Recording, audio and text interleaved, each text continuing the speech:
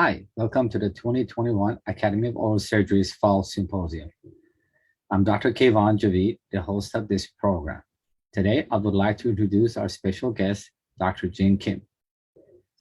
Dr. Jin Kim is a board-certified periodontist with practices in Southern California.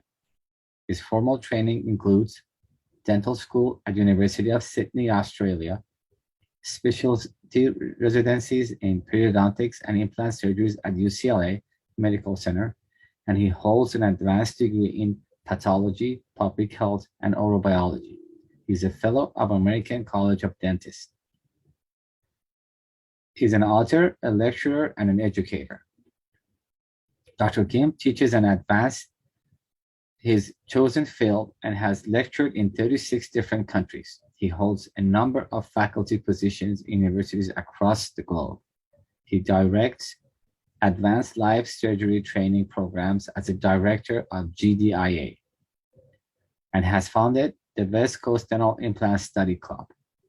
In his spare time, he serves as an assistant scoutmaster at Troop 93, Boy Scouts of America, and is an avid home brewer. He's a diplomat of American Board of Periodontology. He's a diplomat of American Board of Oral Implantology and Implant Dentistry. He's a diplomat of International Congress of Oral Implantologists.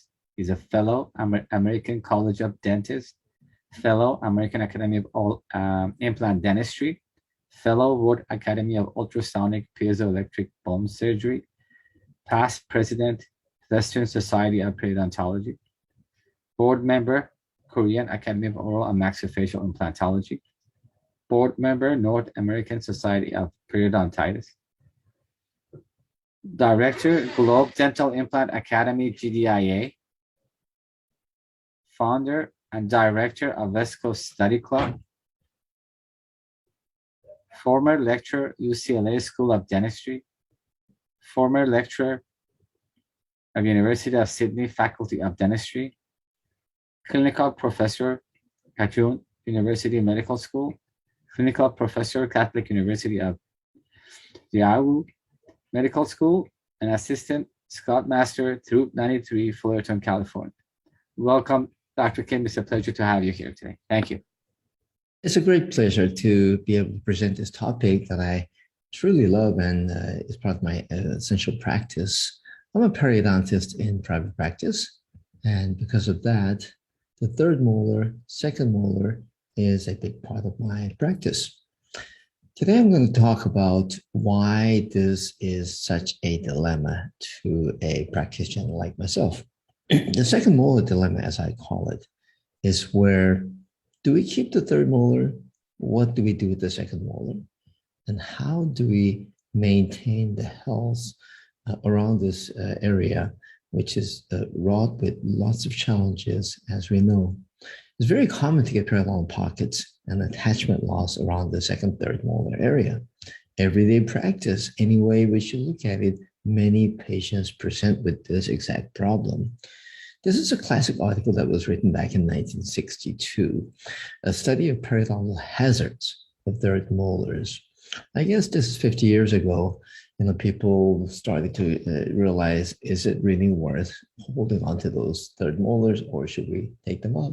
And at that time, there's a great academic piece that was written, talked about the malocclusion, the resorption of the second molar roots, relations to numerous different types of cysts and pathology that exist, pericoronal infections that's associated with the third molars and the second molar. Vincent's infection, that's an interesting one. That's basically gingivitis galore, cellulitis and caries, amongst many things that was indicated.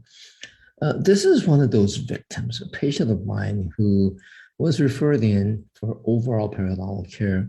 But when you look at a case like this, you start to wonder, why was this patient not given the appropriate treatment at the appropriate time? The gentleman is in his early 60s. And as you can see, he had kept all of his third molars. He did lose a couple of molars, other molars, first and the second molar, by the way. But the propensity of attachment loss tends to be further posterior, as you can clearly see.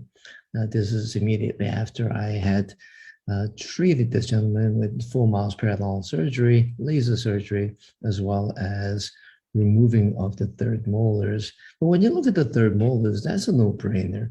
But the sad part is the third molars had left permanent scars, damage, bone loss to the second molars that required tremendous deal of work, uphill battle to try to regain the lost attachments in these precious molars. Do the third molars cause dental caries? Oh, absolutely. There are numerous literature and evidence-based articles on this, and this is one such. It is a 6,000 case reviews from Saudi Arabia. And interestingly enough, 16% of this population that was examined had impacted third molars, and most of them, so 89% had caries on the second molars. This is a British study. They looked at 200 somewhat consecutive patients who were referred over a 3-month period to a hospital for third molar issues. And, surprisingly, 13% of the patients required the second and third molars to be removed.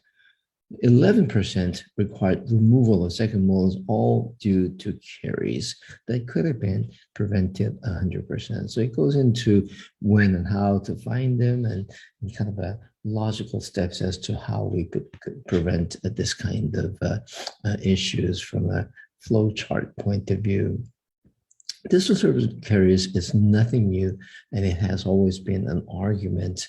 It's the so-called prophylactic removal of the third molar, and that had been argued back and forth. And this is yet another piece of evidence that shows that, well, in the recent years, we're seeing more and more caries related to retained third molars, and the mean age of patients indicated for removal increasing.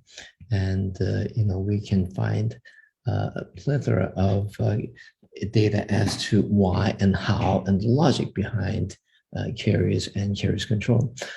So third molar is prone to caries. Is it prone to infections? Oh, I don't think there's any question about it. The major hospitalizations from dental origin typically tends to be in the third molar region, not to mention all the cysts and unusual pathology that can be usually associated. Is it prone to periodontal disease? This is my home turf, and this is clearly an area that does need a lot of work. This is an unfortunate young lady, Christine. She's a 41-year-old female. I had been seeing her for the past 3 years or so. When she first presented, we said, oh boy, we're going to lose a lot of teeth. She does not want to lose teeth, as anybody would like. This lateral incisor is about to drop out. Second molars are quite compromised. So I had to do what I had to do. Now she was financially strapped, and she said, just give me another year and I will be able to afford proper treatment. So it's been going on for the past 3 years. We've maintained things with very low budget, non-surgical therapy and whatnot. And we are doing fairly well. That number 7, as you can see, is still hanging in there. But recently, she had lost that second molar, which had tremendous amount of attachment loss. In just a recent event, this is one of the social media sites where people are gathering and discussing, dental issues and whatnot. And this is a post that I saw with interest. Somebody posted this, asymptomatic third molar. Do we leave it? Do we not? In my point of view, this is problems waiting to happen. Therefore, it should be something taken care of. However, the reaction in this group was quite diverse. There was as many people that said, leave it alone, it ain't broke, to you have to prophylactically remove. So we had a big spectrum. One of the most strongest voices was, leave it alone. It's not causing any issue. And this person even compared this to circumcision as if it was some sort of a religious connotation and so forth. Now, I really found that to be almost insulting because I, in my practice, see elderly group of people who I wish I could turn time and tell them, if you were younger, when you were younger, you should have had those teeth removed. Otherwise, you couldn't have had this problem.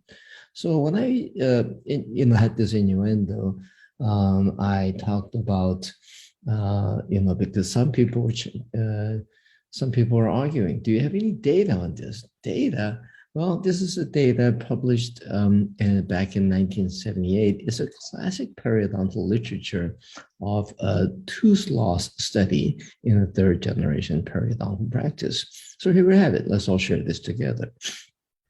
Hirschman and Wasserman were practitioners, periodontal practitioners, who published this incredible document back in the 70s. They had a very long-standing practice, and they looked at 600 treated periodontal patients. They divided them up into three groups: well-maintained people, downhill, and extreme downhill, the ones that are not very well maintained. When they stratified this, the well-maintained group kept their teeth, of course, that's exactly what you would expect.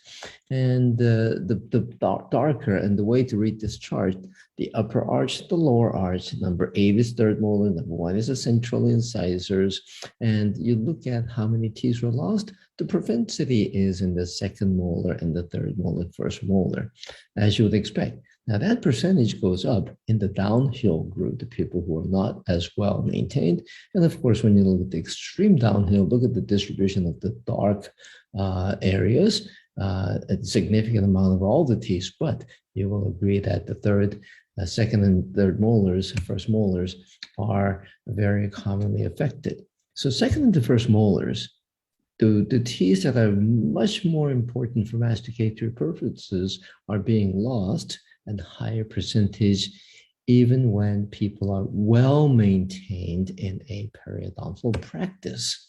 So when all groups were added and looked at the treated, all the treated groups, it's still, you can't help but look at this chart and say upper first and second molars are affected.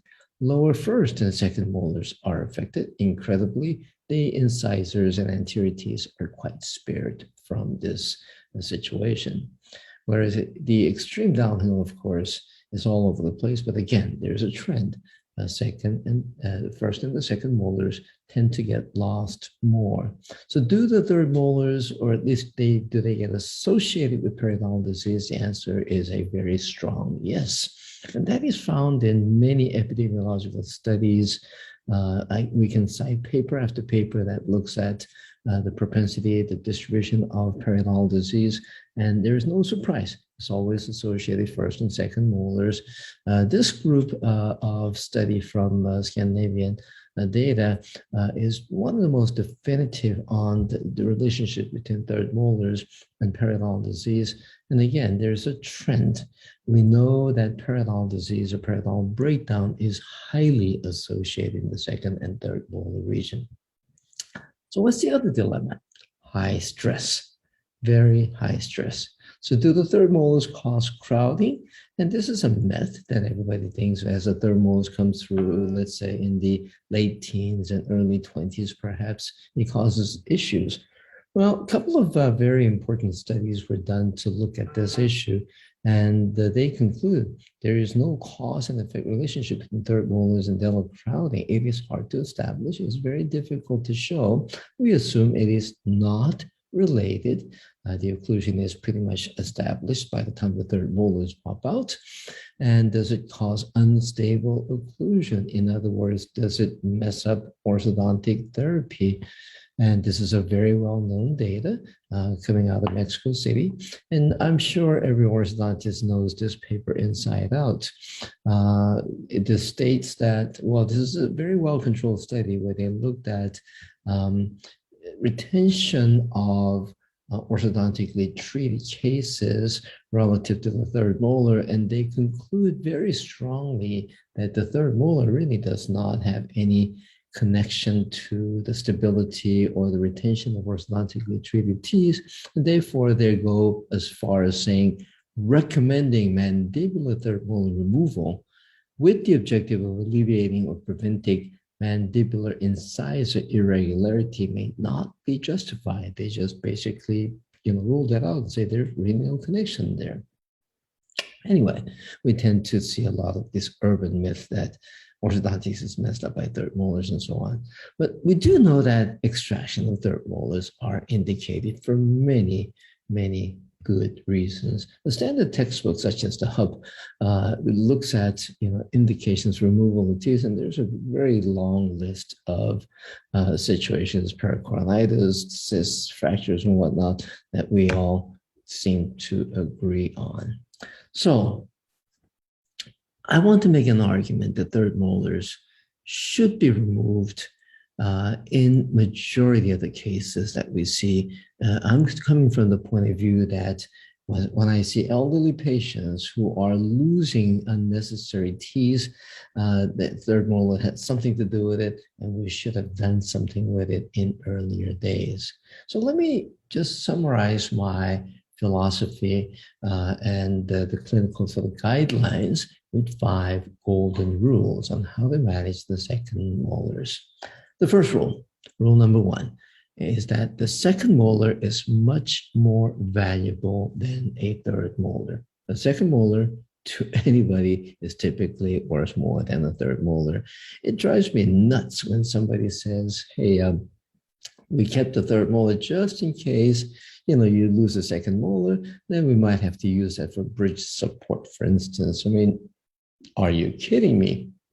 The odds of a second molar being lost is truly associated with an unnecessary retained third molar. So that's a poor argument. This is a case that I'm going through a CBCT analysis to look at this third molar. Of course, it's a situation where the third molar horizontal impact is now negatively affecting the second molar. The second molar has active periodontal disease, and we're trying to figure out, what do we do with this? Do we take out the third? Do we take out the second? Do we just pretend nothing's going on? Well, in the end, we decided to remove this third molar and to try to hold on to that second molar, try to regain the attachment that was lost. A challenging situation, of course, because of all the anatomical concerns.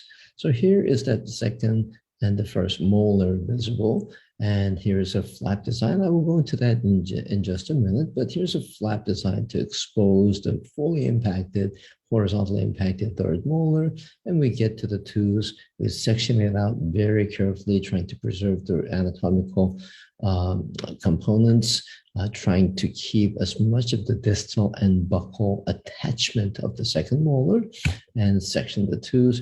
You can see a trough-like or moat defect is clearly recognized on that second molar, which also has a furcation defect. The impacted tooth is sliced into a number of little pieces for obvious reasons, and the teeth were extracted in small pieces. I'd like to share my philosophy on this one in a little more detail. So this is the actual surgical notes from this procedure. Once the teeth were all broken down into small pieces, I am trying to assess the damage. There's no award for taking out a tooth in a big chunk or in one piece. There's absolutely nothing like that. We want to take out little pieces of the tooth and try to preserve as much bone and periodontal support for the adjacent teeth. That's the rule of the game here. So, of course, that yellow indicates the IA bundle, which is clearly a risk factor.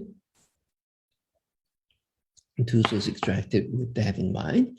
And because some of the bundle was exposed to the socket cavity, we wanted to prevent bone particles from pinching into that IA, and namely to the Schwann cells of the nerve tissue. So the first thing I did was to place a collagen dressing. Or a plug from Salvin was used. This was just saturated with the blood in the area and used as a cushioning or as a cushioning device between a spacer between the IA bundle and the socket cavity. And then to enhance the healing, I actually placed a pressed form of concentrated growth factor, CGF, and some people like to call it PRF, platelet-rich fibrin. I really don't care whatever it's called. And then towards the distal surface of the second molar, which is where the attachment should be. But this is a long-standing horizontal impaction with communication, periodontal communication with the oral cavity, which means there were plenty of pathogens, and the distal surface of the root is inoculated with tons of bacteria. So I did some diligent root planing to get rid of the endotoxins on the root surface, but the most viable material that has the potential to regrow attachment is demineralized allografts. So here I had placed a demineralized freeze-dried bone graft together with AFG, and AFG stands for autologous fibrin glue. It's the secret formula as to how we make sticky bone. Not so much secret because it's an open access journal. If you look at this journal in 2015, our group has laid down how the sticky bone is made, and that is actually the sticky bone that we have trademarked, Dr. Song, our good colleague, back in 2008. So are all allografts created equal? And you can clearly see two different types of allografts here. One is mineralized, the other one is demineralized. That's at least what it says on the vial. The truth of the matter is they're both demineralized. One is much more demineralized than the other. So here, the demineralized, which means a lot more calcium was taken out. There's probably just about collagen and not much calcium in it, which is a little bit more pliable, a little bit more malleable, softer in nature. That gets attached to the distal surface, and the mineralized or less demineralized, which has more calcium. You can see the opaqueness. You don't see the rice noodle type of color. You actually see like more of a pasta kind of a texture. It is actually calcified, so it's a little more chunky and has a little more body to it. That is placed in the body or the center of the socket because that's what's going to help us rebuild the socket and mineralize the content much faster. There is an ongoing debate as to demineralized versus mineralized bone allograft. This one from the Mealy's group shows that the light microscope, and they did a very well-controlled study. It was a 20-week re-entry from a single donor. The single donor, they made two different types of graft material, and they basically saw that preservation with DFDVA, demineralized, was better. Piatelli and Italian group looked at pretty much the same topic. What they did slightly differently is they got two different types of graft material from two different tissue banks, roughly the similar amount of time passed before reentry, and they basically saw that no induction, osteoinduction was formed, but basically more osteoconductive effect on the mineralized. I believe that mineralized content, especially for very large defects, like a very large third molar defect on an elderly person, the mineralized content should take the bulk, except I'm a little cautious. I do want to have demineralized component towards the root surface. Therefore, the body has more chance to differentiate and be able to produce more specialized cells. Namely, what we want is cementum there. And having calcified tissue too close to it, I see that as an issue. So this is pretty much the way I would like to put everything together. Now, on cherry on top is the CGF, platelet-rich fibrin, on the very top, which has a much more positive effect on the soft tissue. Therefore, having an extra layer on or in the proximity of the flap typically enhances the healing and the early adhesion closure of the flap incision line. Therefore, the whole environment can be healthier. This was immediate post-op, and we're still waiting for a ultimate regeneration. But the point here is that what you see in the radiograph, which is one homogeneous just a socket defect, is actually carefully thought out, and different materials were inserted with the goal of trying to get the best ideal regeneration. Very similar case of another younger gentleman. The previous patient was in his 60s. This one was in his 40s, and very deep pocket. The history is very In this case, the history was that the third molar that was impacted was removed during the 20s, possibly late 20s. And as a result, a huge vertical defect remained. We're now fighting for the life of that second molar. Instead of doing a single tooth implant, we chose to give this a chance. The vertical defect is very large. It was carefully debrided, replaned, and decorticated. And this time, a very large piece of collagen membrane was placed. Same concept of layering, demineralized towards the root surface and mineralized in the bulk of the socket. Here, I was a little more cautious, and I wanted to make sure that the closure was good. So I used titanium tacks to try to get the better seal for the true barrier effect. So this is an image of the case right after, don't know why it's not moving. Anyway, not right after the case was done. So that was rule number one. Rule number one is the second molar is always more valuable. Sacrifice if you have to the third molar, but we have to hold on to the second molar. That's the rule number one. Rule number two is leave no periodontal pockets behind. What's the use of taking a third molar out if the periodontal pocket behind the second molar still exists? So rule number two is leave no periodontal pockets behind. This is one interesting article I just wanted to share. This is from Levi's group from UPenn area. And they looked at the so-called distal wedge, which everybody is so used to. But there has been a movement in periodontics of not doing the distal wedge, and we've moved towards a trapdoor. And I think this group has summarized this concept very, very well. There are many advantages. Access is easier. You can fully utilize the amount of keratinized tissue better. You can reposition and adapt the tissue better. If you're doing some regeneration in there, it's a lot more easier to close up and so forth. So there are many advantages to doing the trap door. So the point is, whenever you have a potential pocketing site in the second molar area, all hands on deck, all effort has to be put in to try to alleviate that. This is yet another example of a younger lady in her 20s with a horizontal impaction, a little bit risky with the tip of the third molar poking into the IA bundle.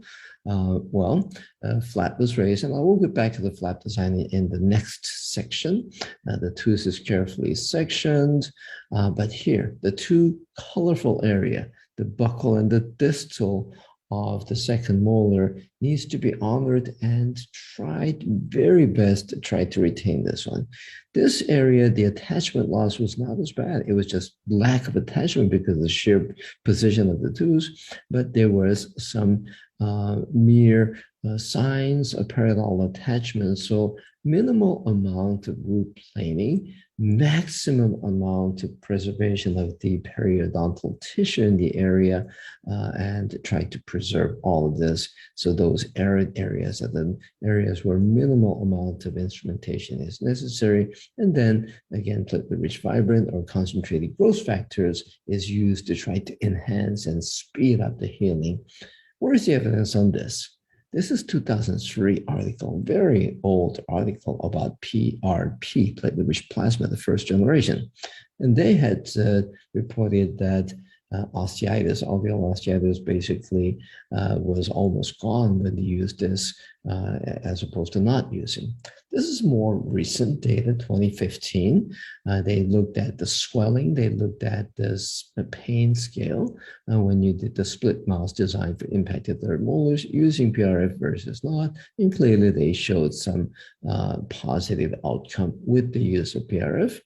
And another group of clinicians looked at pretty much a similar concept, and they all reported that adding PRF actually lessened the pain and so forth.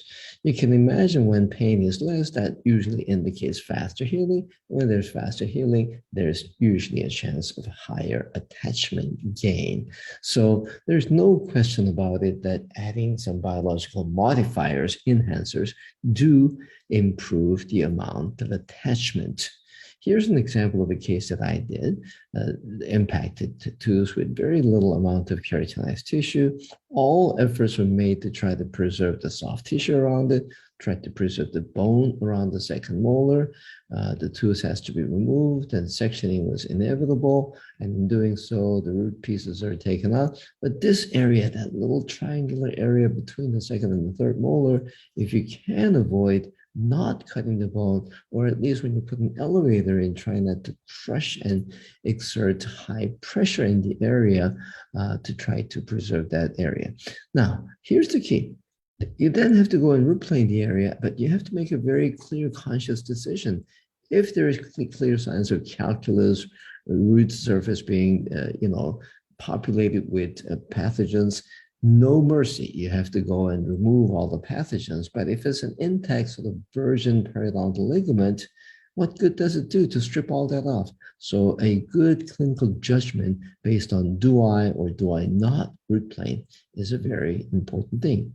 This image clearly demonstrates how well the amount of facial keratinized tissue is preserved, and that in turn is going to rapidly allow healing when CGF or PRF is introduced with nice suturing, with healing. You expect good amount of keratinized tissue to return, and hopefully that second molar is going to be as healthy as ever. So that leads us to the topic of how important attached keratinized tissue is around every tooth, let alone a second molar area where access is difficult. The amount of keratinized tissue is usually not very abundant. So preserving and maximizing the attached keratinized tissue in third molar surgery or any other retromolar surgery is one of the rules that I honor. So that I named this rule number 3. This is a classic study that we shall all know of. Klaus Lang, Harold Lowe. Their study back in 1972 has documented why we need to have certain amount of attached keratinized gingiva. Now, this is a pool of healthy Scandinavian dental students, and you can see the distribution of amount of keratinized tissue. It seems to peak at the first molar and the lateral incisors. The low point is first bicuspid, second molar, third molar. So we know that second and third molar has little or no keratinized tissue. And Gerald Bauer's study out of Columbus back in the 60s is basically reinforces that point. And subsequent to this, many different parts of the world, people have repeated this type of study with pretty much the same result. Very interesting article that I wanted to share. This is a very recent one. This is 2021, this year's article coming out of Korea. And all these friends of mine who are on this list, these clinicians have shown a very interesting thing. What they did, they used iodine to stain the mucogingival junction, and then they tried to look at it using a intraoral optical scanner, a digital scanner. And when they used such thing as the Medit I-700, this was actually 500, they looked at this and it was fairly distinguishing, and they were able to tabulate and quantify the amount of keratinized tissue fairly accurately. They also report that the actual distribution was very similar to other studies that was in question. In other words, central incisors have quite a bit, first molars have quite a bit. In the mouth, the least amount of keratinized tissue is on the second and the third molar, and of course the first bicuspid, which usually is accompanied by gingival recession, if not pure gingival defect. So here's no exception. Here's a third molar that's sitting sideways, having an attitude. And here we have a second molar that unfortunately is a victim to all sorts of pathology. So that second molar is about to be lost. You can clearly see there is some keratinization, but very little attached keratinized gingiva. And you can see a ring of good keratinization around the second molar. If you don't plan this very well, we could lose all of that or some of it in a hurry. This case was treatment planned to have the third molar removed and to have an immediate implant in that second molar site. So let's see how we can manage this. This red line indicates possible position of the lingual nerve, which could be as close as 3 millimeters to the distal lingual line angle, as I will be alluding in a few minutes.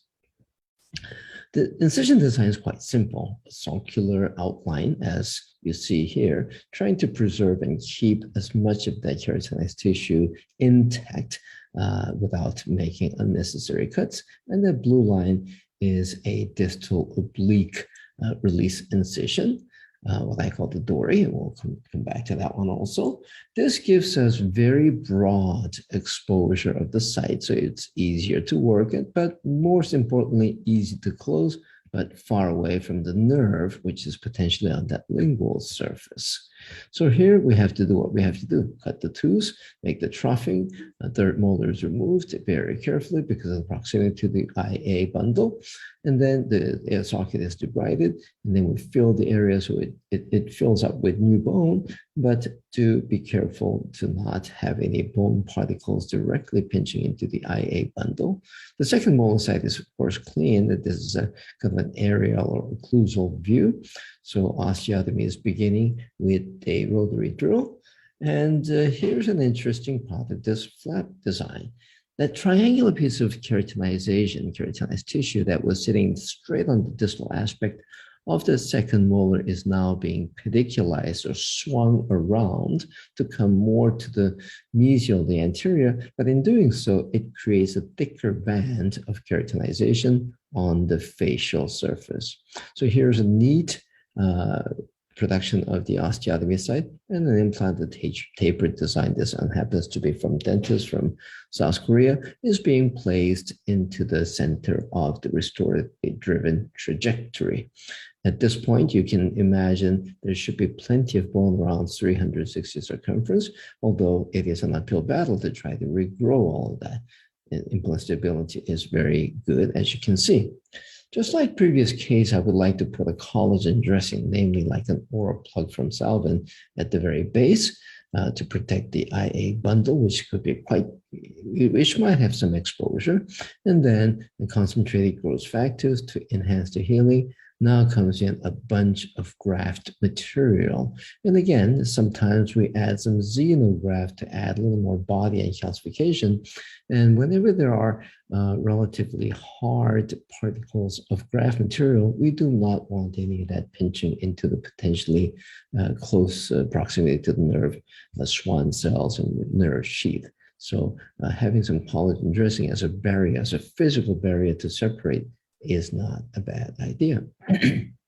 Here we are attempting a one-stage surgery, so healing abutment is placed securely, and adequate amount of bone is grafted all the way around. So you can see in this panoramic view post-surgical, there is a little bit of a vacancy at the base of the inferior area of the socket where the bundle could be potentially meeting.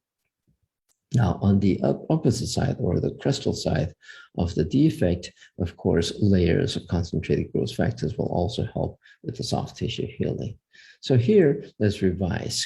We have triggered the distal triangular area to be moved forward and using suturing techniques to enhance the thickness. And that's the easy part. The difficult part is apically positioning so it doesn't move around. It can be anchored, which is not an easy job at all, especially because there's a healing abutment right next to it. But what if we take full advantage of the healing abutment?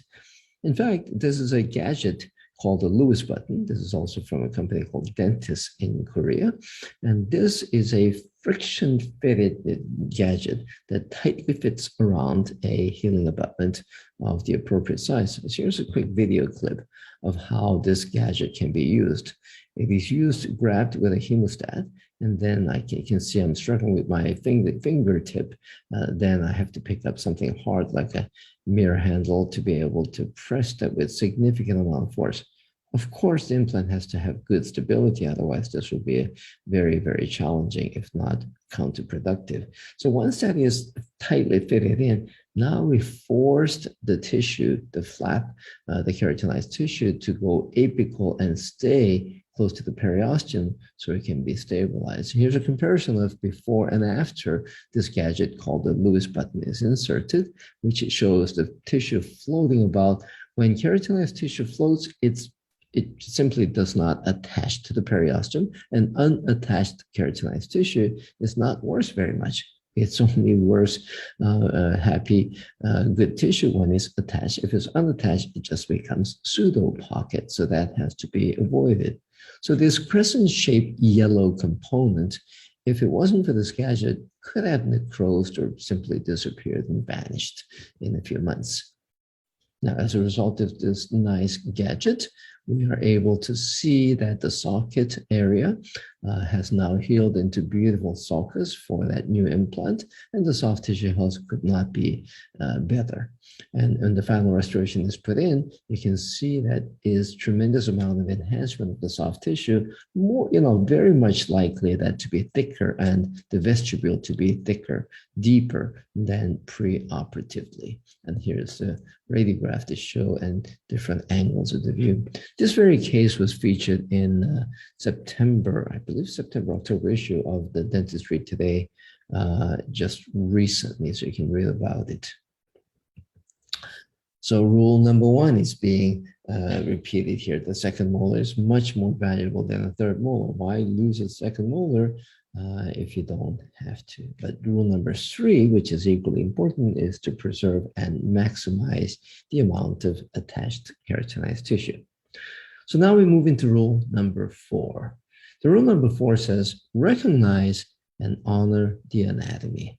This is a tough one because anatomy around the retromolar area is quite complex, quite risky. There's a lot of nerves, lingual, long buccal, IA, and then there's very limited amount of zonal keratinized tissue, as we just talked about. So these are all potential troublesome areas that we need to know and understand thoroughly. The lingual nerve, of course, is number one list. The lingual nerve, according to various cadaver studies and so forth, shows that they're in fairly close proximity to the distal lingual line angle of the second molar. Pokerel study, which is the most well-known using cadavers, has shown that we could be as close as 3 millimeters or 8 millimeters from that distal line angle of a second molar. And a number of other studies have shown similar things, including data like this. The A to B point is about 4.5, which is quite troublesome because, that's the very area that we're working on. So a number of other papers have repeated this, and they've all reported similar dimensions. The point is, we are going to have to assume somewhere within 3 to 4 millimeters, we are going to find at least some form of the nerve, so we have to be extremely careful. Now, many standard textbooks don't go into the details on this very much, so it's up to the clinician to figure things out. So here's my little contribution. This is an area, the triangular oblique releasing that you had seen in a couple of these cases prior. That design allows the lingual nerve to be intact or separated because we're not going to encroach upon that area. We want to stop at the line angle, but instead of having a mid-crestal, mid-distal, by pushing that point of the triangle, we are able to maximize the amount of keratinized tissue and then put it back into the same position. So this is a little technique that I had reported a number of years ago in Madrid. This was at the Europerio 5. I had presented this case as a presentation. And this is how it goes. This is a gentleman that needs to have a third molar removed, but he also has pseudo pocket in the distal lingual side where the lingual nerve is quite close. Now, making a straight line incision immediately at the midline will just make things easy, but it's going to be a lot more difficult approaching the lingual side. So I like the point, the apex of triangle, to be on the lingual side, as you can see in this diagram, pretty well represented. And I hope that the lingual nerve is far away, so we are in a safe zone. Again, number of papers have indicated something to the order of 3 to 4 millimeters. Here we go, 3 to 4 millimeters. One such text proposes putting a retractor in this position to protect that nerve. I personally think that's a little more riskier than not to try to get that close to the nerve. So we just have to use cautions of all sorts. Here I am doing something similar. I did raise the flap. When you raise a lingual flap completely off the bone, you do have the highest chance to not cut or dissect the lingual nerve inadvertently. So that's a little trick you can learn. If you have to do any osteotomy or you have to touch the bone on the lingual surface, the wisdom is to raise full thickness. Anyhow, here the flap was raised as such. The wisdom tooth was eventually removed. Grafting was done. And then how do we close up? If we simply passively reposition the pieces of the flap together, we will end up with the same pseudo pocket, if not deeper. Now that the tooth is gone, the socket might sink in, and that could create deeper pocket potential. Notice this is a very old slide, which was a Kodachrome that was actually scanned in. So this is a 20-year-old case. 2001 is the date that you can see there. So what is the trick that we can do to alleviate this or to try to minimize the pseudo pocket? Here on the lingual surface, I'm still assuming my lingual nerve is very deep and very inferior. So what do? The mucosal tissue that's on the relative top surface, I'm trimming away very carefully. So I'm holding the edge of the flap with very fine hemostats and using scissors and blade, I'm trimming that tissue away. Again, the assumption is that lingual nerve is at least 3 millimeters away, at least 8 millimeters deep inferiorly. That's the kind of assumption that we have. So we assume that the lingual nerve is somewhere there and the flap is raised. But if we don't do anything and simply reposition, that tissue that bloats superiorly will cause significant amount of soft tissue defect and therefore pocketing. So what can we do? I am trimming away the superior portion of the lingual flap without trying to impinge onto the nerve. So it's a calculated risk. And by doing so, now we expose take the epithelium away, and now we're exposing the connective tissue layer. And then the tissue, the flap from the facial part of that triangular tissue can be slid over to the lingual. And when it slides over, or when you're able to suture tightly, what I call the dory, distal oblique reproximating incision design, then it will tighten, it will apically position the classic pocket reduction that we do at distal wedges and whatnot. The same principle is applied here. So this is a dory that I did back 20 years ago. And this is a gentleman at 5 years. In fact, he is still my patient. He still comes in every so often. So he's actually doing a 20-year-old follow-up, and the pocket there remains minimal, which I'm very happy to say. So recognize and honor the anatomy. So we focus on the lingual nerve and the associated structures. But besides the nerve, exostosis around the third molars and second molars is an issue, predominantly on the second in the maxilla. Here's a good case where the third molar, that's an easy one to remove. But take a look at that distal aspect, the palatal aspect of the second molar. That is completely pseudo pocket, and if left alone, that is going to come back and bite us again. So this is a great opportunity when the third molar is removed to go in and handle that second molar. If in doubt, raise a full thickness flap, because when you raise a full thickness flap and stick a burr in there or some sort of an instrument, we are able to trim away a lot of this unnecessary bone structure that sticks out, that forces tissue to be bloated out, and that forces soft tissue pocketing, pseudo pocketing. So there is that little piece of a palatal exostosis. It doesn't take a whole lot to go in and trim that away with a rotary or piezoelectric surgery, or even a good sharp pair of rongeurs.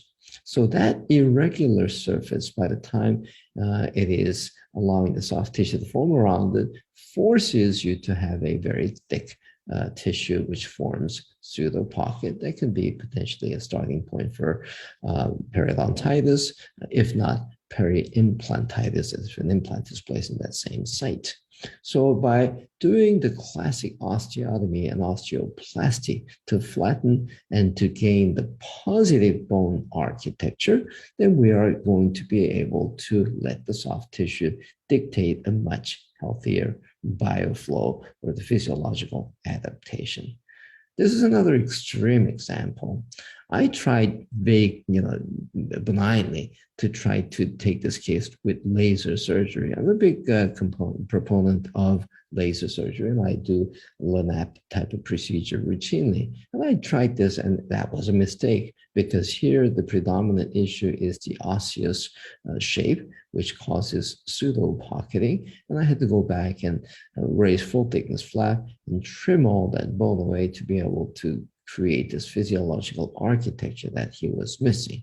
And that was on both sides of the arch. And look at the amount of bone reduction that was needed. In fact, I felt like I was running a diet clinic because the gentleman left the office a couple pounds lighter. Recognize and honor the anatomy. We talked about the nerve, we talked about the soft tissue, we talked about the bone architecture. And let's talk about something else, dental feature. This is a young lady who was referred in because that tooth had endodontic therapy. There was persistent pocketing. It looked like a periperio endo. So the verdict was, let's do a single tooth implant. When the patient was examined, sure, there was a significant pathosis, but the patient and I looked at each other and said, do we want to save it? Do you really want to lose this? And the patient said, Doc, I'll do everything to try to save this tooth. So it took on the challenge. They look in there, debride all of the lost bone and the pathological tissue. We ended up with a very, very large bone defect. The orifice is small, but it's a very big one inside. Well, in this image, there's something else we need to focus on, and that is that piece of enamel right between the two roots at the opening of the fornix of the furcation. Known as the cervical enamel projection, it is known that 13% of molars have this. That's more than 1 in 10. That is very, very common. And this master's paper from way back when, grades at grade 1, 2, and 3, the bottom line is this is quite common, very common. When that enamel projection goes from the CJ all the way into the furcation, it's a fast track for bacteria. Bacteria will travel along the enamel surface because there's no true attachment, and therefore the bacteria will enter the deep part of the furcation, forcing the furcation to break down. Anaerobes are going to enter in and out, and it's just a fast way to disaster. So getting rid of these enamel projections is yet another important thing in the molar area treatment. Here, I was very aggressive. I'm using a Aurelia Byrne to get rid of that altogether. And then I'm using a Emdogain, the enamel matrix derivative, to try to regrow and gain some reattachment. Here is some bone material. This is allograft that's being stuffed into the furcation defect together with some concentrated growth factors in a sticky bone format. And on top of that, we have the patient's autologous connective tissue graft to give a little more chunkier, healthier attachment around the area. So we've given everything I can possibly do. This is immediate post-surgical. The area does look more radiolucent because we did debride and instrument the area very thoroughly. So compared to the pre-surgical, it did look worse. But do remember, there's a little piece of gutta percha that spilled out of the accessory canal that was removed. Debris was all removed. Notice that the tooth is slightly out of occlusion so that we do not want unnecessary laterotrusive interferences to be bothering the tooth, especially during the early healing phase. And at 4 months, we seem to get fairly good resolution. The hole seems to be gone, and it looks like the attachment is somewhat regaining. But I realized that I did not give the patient a good hygiene chance. That crown restoration had unfavorable margin, and the patient was then agreeable to do the recontouring rather than try to do a new crown. So here we go, just simple contouring to give the toothbrush an access to that vulnerable area. We couldn't do anything better than this. This is one of the best things we can do. In other words, creating crown margins like this, I think, is almost criminal. This should not be happening to our patients. So after the adjustment to how the tissue heals, it's an eyesore, but let's be frank. I mean, even in California, second molar, the first molar facial, people don't stare at that much. And 20 months later, we realized that wasn't open margins, it's some stainings there. So ultimately, she got a new crown, but the actual pathosis was fixed. And this is a testament to how well the attachment was reestablished. Here we go. I'm not a very good actor, so I can't act this. This is actually good 20 grams of pressure on that area, and the pocket seems to be completely gone at this point. So this is 3.5-year follow-up. We're going on 4 years now. And this is a 3.5-year, very, very tight closure, and looks like calcification is beginning to form.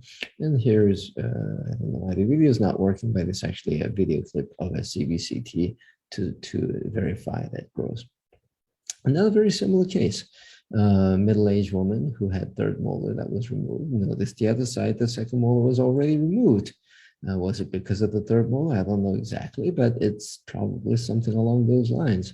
So there is that actual conical or triangular area. This one's kind of a winner because you can even see some calculus. So I know that this one's going to be a relatively predictable regeneration. However, when I flapped open, I clearly saw this nemesis, that cervical enamel projection that's a bit, very visible, very deep, and the enamel projection is even noticeable on the CBCT, and there's calculus there on the distal surface of that tooth. So yeah, at this angle, both first and the second molar has that enamel projection. If you miss that, we're not going to get a whole lot of regeneration. So efforts are made to look at the occlusion, efforts are made to get rid of all this enamel projection, create this fluted surfaces where soft tissue can readapt, and then give hygiene a chance to be able to be performed. So Emdogain was placed, bone graft was placed, concentrated growth factors were placed, and hopefully that closes up the defect. So that's how we manage the anatomical features of that second molar, third molar area. Last but not least, rule number 5. Now we're talking about long-term maintenance. However, the point I want to make here is that long-term maintenance has to include occlusal therapy. Well, let's first go back to the reasons why we should retain third molars, because not all third molars are coming out. According to this paper from, I believe this is from Sweden and Belgium, they looked at a number of parameters, and they concluded unerupted, disease-free, symptomless tooths totally covered with bone should be left alone. I think everybody will agree to that. When removal constitutes an unreasonable risk to the general or local health of the patient, leave it alone. So those, I think, we will all agree. But once the third molar is removed and second molars are worked out, let's give the patient access to hygiene. They need to be able to get a toothbrush there and clean the area thoroughly on an ongoing basis. That's just a basic. And this is my team's effort on how we tend to recommend the use of home bleach. This is Clorox in diluted form. That should be used on a routine basis in rinses and using irrigation. But the key thing here, and that's just the basic, that is something everybody should be doing. But what we need to know is that second molar areas are high stress areas.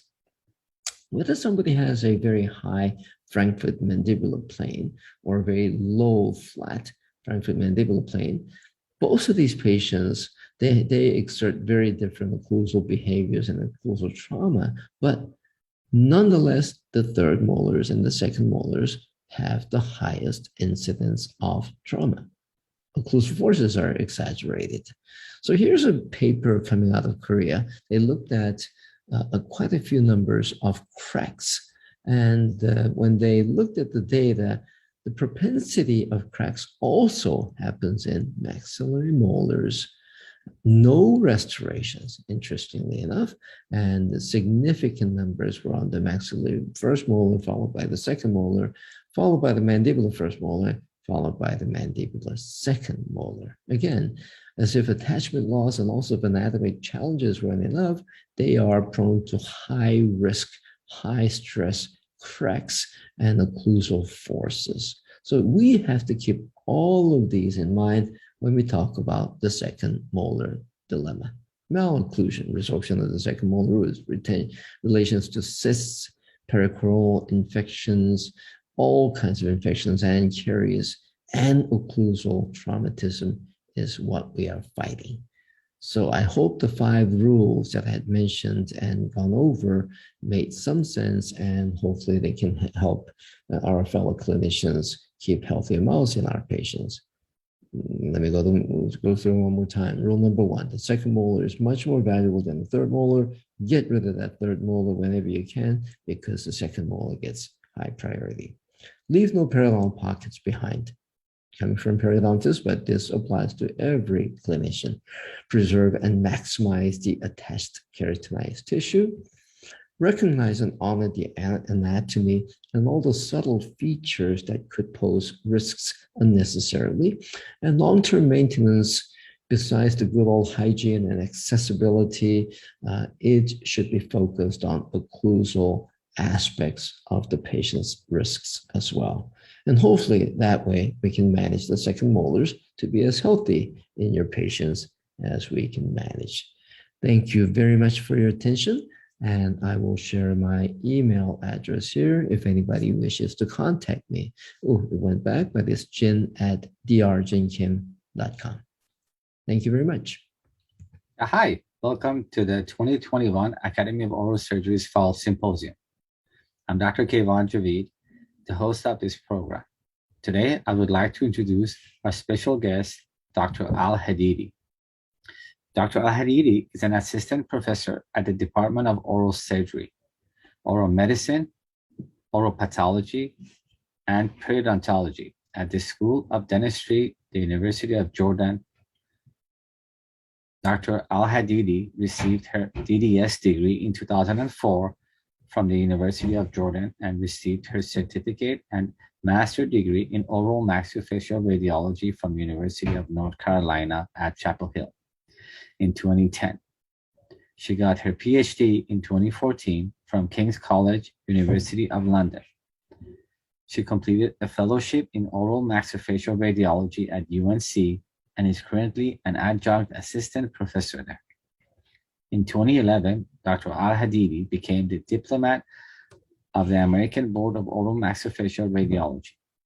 She also got her Jordanian board certification in the same specialty.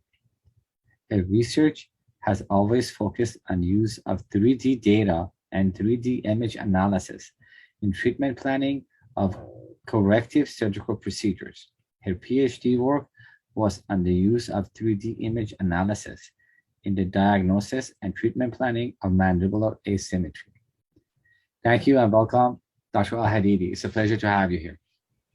Hello, everybody. I'm so glad to be here with you. Thank you guys for the invite. And I'm sharing with you guys today some of my thoughts on the role of 3D imaging in everyday treatment planning in dentistry. My name is Abir Al-Hadidi. I'm an oral maxillofacial radiologist and an associate professor at the University of Jordan. Using radiographs has always been a very important step in our management and diagnosis of the dental patients, and two-dimensional radiographs have been used since the beginning of dentistry. We all have been facing the drawbacks of using those, including superimposition, magnification, a little bit of distortion as well. If you look at this periapical radiographs, everything looks good regarding that dental implant, as far as the mesodistal orientation, the shape of the bone around it, the color of the bone around it. This patient happened to need a three-dimensional image for another clinical reason. And, as you see, that dental implant is actually all the way outside the bone, and we were unable to detect that problem using the two-dimensional radiograph. This is another patient that came into clinic with discomfort in that maxillary left side. Clinical presentation was a little bit ambiguous. We did clinical examination, vitality testing was unequivocal, multiple visits. We were not able to actually find the reason for that discomfort until we decided to take a small field of view cone beam that actually revealed a widening of the periodontal ligament space around the palatal root of that first molar. And that was the beginning of actually fixing the patient's problem. This is another example of a middle-aged gentleman who came into clinic looking for a dental implant. Sinuses were pneumatized. They were noted to be pneumatized on two-dimensional image. A patient was actually prepared for bilateral sinus lifts. He was sent for a cone beam CT where a well-defined multi-expansile radiolucent lesion was actually noted just labial to the maxillary left central and lateral incisor. Those teeth were actually tested and they proven to be non-vital. Sent to endo, proper management. They were actually endodontically treated. Both sinuses were grafted, and then the patient came back for follow-up for subsequent implant therapy. Unfortunately, that area did not exhibit much healing. So a biopsy was actually recommended and taken. And this radiolucency has proven to be a myxoma. Finding a benign but local aggressive tumor in the premaxilla for this particular patient will very drastically change, number one, the management of the patient, number two, the treatment planning of dental implant in that patient. So three-dimensional imaging did really help with the management of this particular patient. Cone beam CT was introduced into dentistry in the early 2000s. It's very convenient because it uses an X-ray, dental X-ray source. It runs on a PC. It's a much cheaper and most importantly, uses much less radiation dose. So it was really adopted nicely to the maxillofacial area. The major differences between conventional CT, multi-detector CT that we see in hospitals and cone beam CT is primarily in the way the image is taken. In conventional CT, we use a very thin collimated beam that looks like a fan. That's why they call it a fan-shaped beam. While in cone beam, a very wide non-collimated beam that is opposed by a wide receptor is used as well. That's why a cone beam uses one or less than a complete revolution around the patient, whereby multi-detector CT would actually revolve multiple times as every time the machine goes around the head of the patient, one slice is being taken. Because of that major difference, the difference in dose that is given to the patient is very, very big when comparing cone beam CT to multi-detector CT. There is lots of scatter using cone beam because of the wide uncollimated beam, but that's the price we pay for a lower dose. What do I mean by lots of scatter? Contrast resolution is that image quality aspect that looked into whether the system would be able to differentiate two tissues based on their thickness and density. And having a better contrast resolution is actually very desirable when we look at soft tissue imaging, trying to differentiate two different soft tissues from each other. And that really depends on the signal to noise ratio of that particular imaging modality. If we compare multi-detector CT on one side and cone beam CT on the other side, we see a completely flipped scenario. In multi-detector CT, 95% of the photons are signal and only 5% is of the central ray would actually attribute to noise. And in cone beam CT, only 20% of the detected photon are considered signal.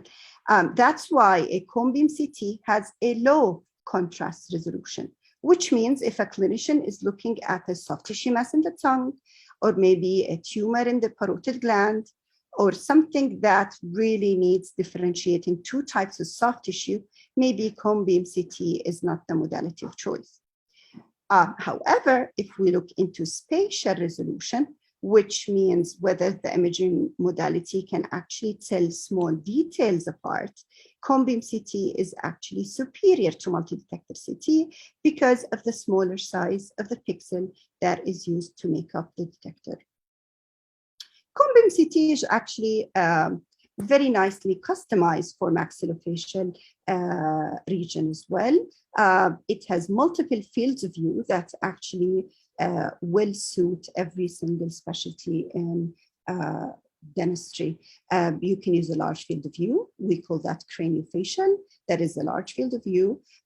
It's maybe more suitable for maxillofacial surgeries and orthographic surgeries and orthodontic patients as well.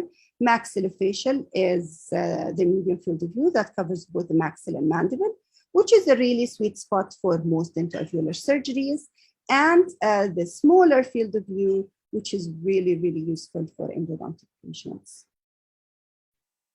This is just an overview comparing multiple imaging modality, including most of the two-dimensional extraoral and intraoral imaging. And we can look at that using microsievert or background equivalents. Combeam CT of the maxilla and mandible, the dose is definitely different depending on what exact machine are we using. But in general, we're talking 70 to 100 microsievert, which is actually a decent number if we compare it to a similar field of view multi-detector CT that actually can go up to 2,000 to 2,500 microsievert. So what we gain in the decrease in dose is actually very significant. As far as the application of Combeam CT, anything that uses imaging in the maxillofacial region would actually benefit from using Combeam CT. So implant dentistry is within those, different pathologies, including developmental anomalies, third molars, among other impacted teeth, periapical finding, temporomandibular joint, the bony part of temporomandibular joint imaging, trauma patient, and orthodontic and airway space applications are all common uses for three-dimensional imaging in dentistry. CBCT has been actually the driving force. The implant assessment has been the driving force in using Combeam CT imaging. And with the use of digital dentistry, Combeam CT has been one of the pillars of those. If you have a decent Combeam CT and a proper intraoral scan, that can actually help you achieve better, more reliable, reproducible outcomes for your implants. This is an example of implants in the aesthetic zone. Proper placement of those implants would actually affect the outcome in a very significant way. So you can use your Combeam and your intraoral scan to plan those implants and actually copy that intraorally using a CAD/CAM or 3D printed surgical guide. This is another example where the surgeon had to actually place 3 implants in a row, which could actually prove to be technically sensitive. So again, a 3-dimensional imaging using Combeam along with an intraoral scan were actually used to plan the resultant prosthesis and the supporting implants. And this is how the CAD/CAM surgical guide looks like. This is another case of a partially edentulous area in the anterior mandible with very limited bone quantity. And a surgical guide was actually used to place those implants, resulting in a successful prosthesis afterward. This is an example of a young gentleman with failing dentition. Unfortunately, this patient was planned for clearance of the lower jaw and immediate implants using an all-on-4 type of protocol.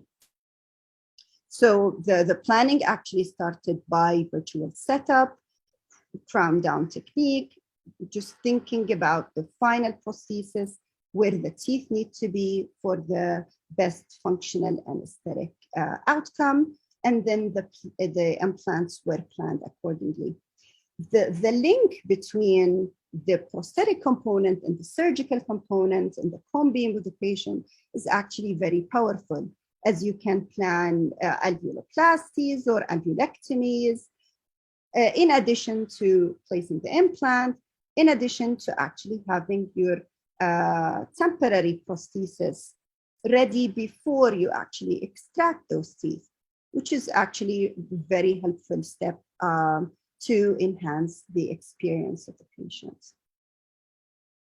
So there's a very famous position paper that is published by the American Academy of Oral Maxillofacial Radiology and the selection criteria for the use of radiology in dental implantology, and it actually emphasized the use of Combincity, and it has a very comprehensive recommendation on when to use that technology and why and how.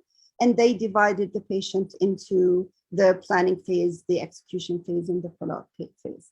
So for the implant patient, just for primary analysis, panoramic imaging and selected intraoral periapicals are to be actually used to prepare the patient. Combincity is not indicated as an initial diagnostic imaging examination tool.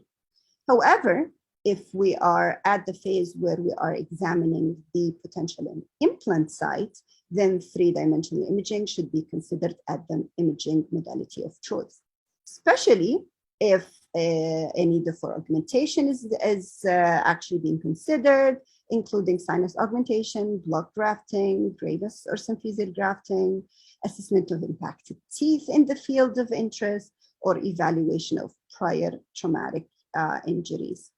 If any bone reconstruction or augmentation were actually already performed in that patient, a Combincity is also needed.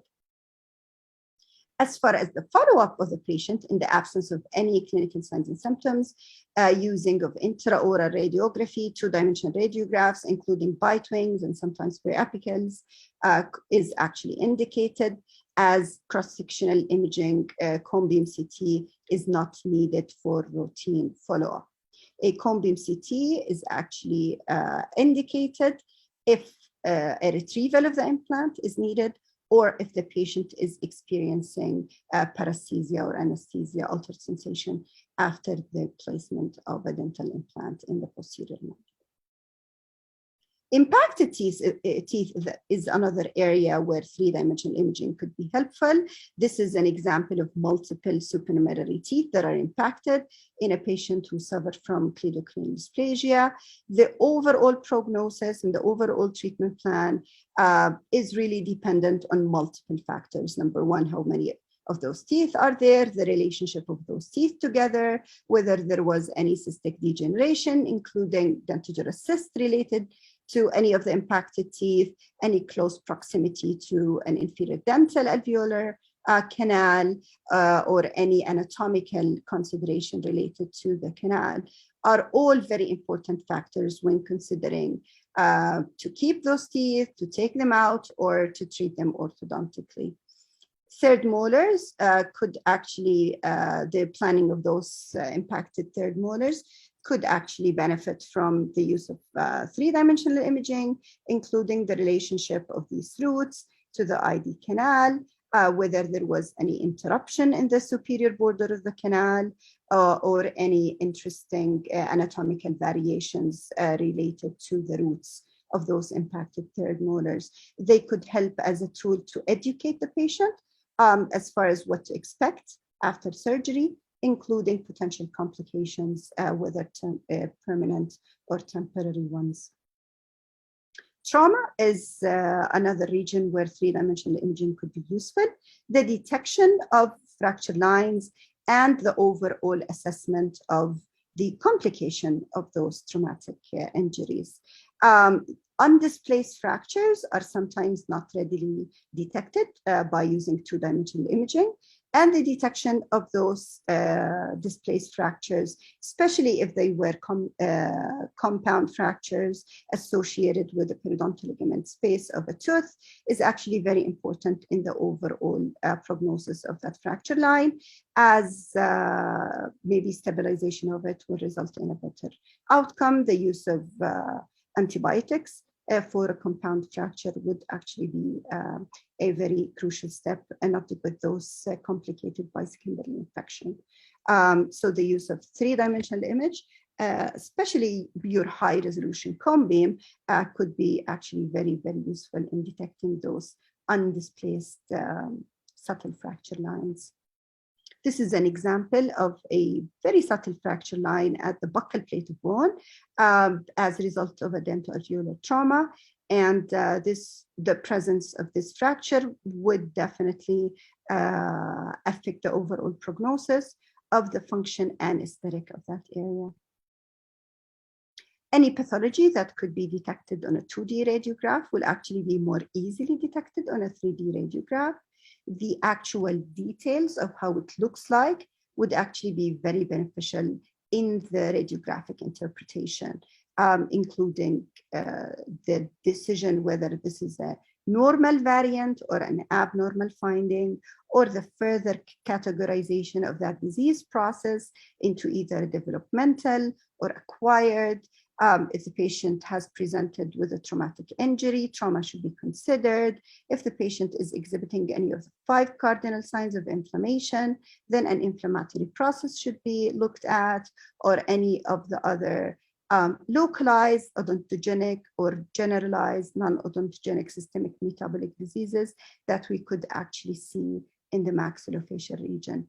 Going through that process after looking into a radiograph will actually lead to a radiographic impression, which is definitely not a spot diagnosis, but you can actually be close enough if you just rationally follow a decision pedigree.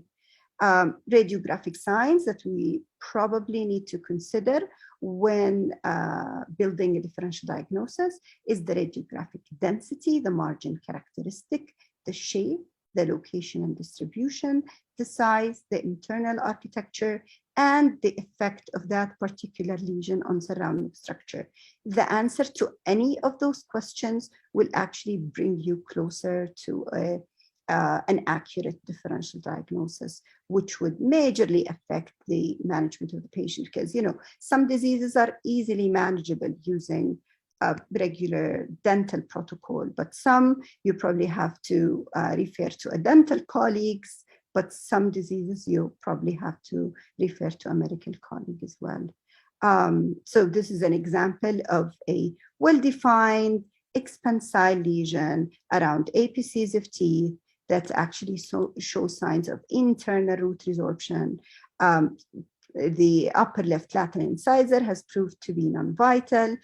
So putting all those clues together, the differential diagnosis would actually fall under an inflammatory process. And this is what this happens to be. On another note, this is another radiolucency that is also well-defined. It doesn't show much expansion. It's not really affecting the roots of the surrounding teeth, and the teeth are vital with not even a single restoration on them. Because of the lack of expansion, the lack of effect on the surrounding structure, a traumatic bone cyst is actually one of the differential diagnoses. These are multiple, this is a cone beam that shows multiple lesions that are also expansile and well-defined and associated with crowns of unerupted teeth. Having multiple of those would actually makes you think of a certain entity. For example, this is a good example of Gorlin-Gold syndrome that actually has multiple odontogenic keratocysts as one of its features. So the size, the number, and the distribution would actually help you get a decent differential diagnosis. This is an example of a rather ill-defined permeative that has caused interruption of the floor of the sinus as well as the buccal plate of bone. And this is an example of actinomycosis of the right maxillary sinus, which is an acute inflammatory process that will show the aggressive signs that you can see in this particular cone beam. This is an example of periosteal reaction, which has caused the asymmetry that you guys can appreciate between the left side and the right side of particular mandible. The periosteum, when it gets stripped out of bone, it tends to just differentiate from the pluripotential undifferentiated cells and go into an osteoblast that actually is able to lay bone. And that extra bone would show on a radiograph. The shape and the characteristic of this periosteal reaction could indicate different processes of bone. The mere existence of this periosteal reaction will actually make you think that something serious is going on, because this is a sign of aggressive disease. This could actually be either osteomyelitis or a sign of malignancy. And both are serious conditions that probably could not be treated in a smaller dental clinic and maybe needs interdisciplinary approach or a hospital stay. Endodontics has actually been one of the good disciplines to use three-dimensional imaging. And this is a snippet from the position paper. It's a joint position statement of the American Association of Endodontists, as well as the American Academy of Oral Maxillofacial Radiology. And it looked into what cases could actually benefit from the use of cone beam. Identification of accessory canal, looking into complex morphology, including fusion, gemination, dens and dente, all those fun stuff. In patient that has a contradictory non-specific signs and symptoms or poorly localized symptoms of previously treated teeth. Trauma could be a situation where three-dimensional imaging could bring in a lot of information that could be beneficial in the treatment planning as well as the follow-up of those patients. Complications, intraoperative complications, resorptive lesions, including internal and external root resorption, as well as dental implants. Surgeries for dental implants are all situations where maybe a Combincity needs to be considered. This is a good example of fusion where an endodontist would really need to appreciate the complex structure of the root canal system before deciding on a treatment plan. This is an example of a stable external root resorption that has been stabilized by orthograde endodontic treatment. And it has been followed up using three-dimensional imaging just to make sure that the lesion has stabilized. This is an example of a horizontal root fracture. Root fractures are really hard to detect clinically using 2D and actually using 3D imaging.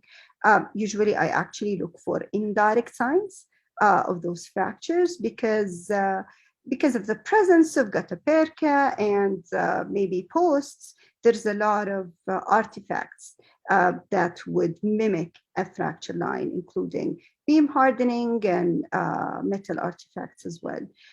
So seeing a J-shaped radiolucency could actually help in detecting root fractures. And every now and then you'll be lucky to actually see the fracture line itself. This is an example of an interesting anatomy whereby the mesobuccal root of a maxillary right first molar has actually bifurcated into two separate roots.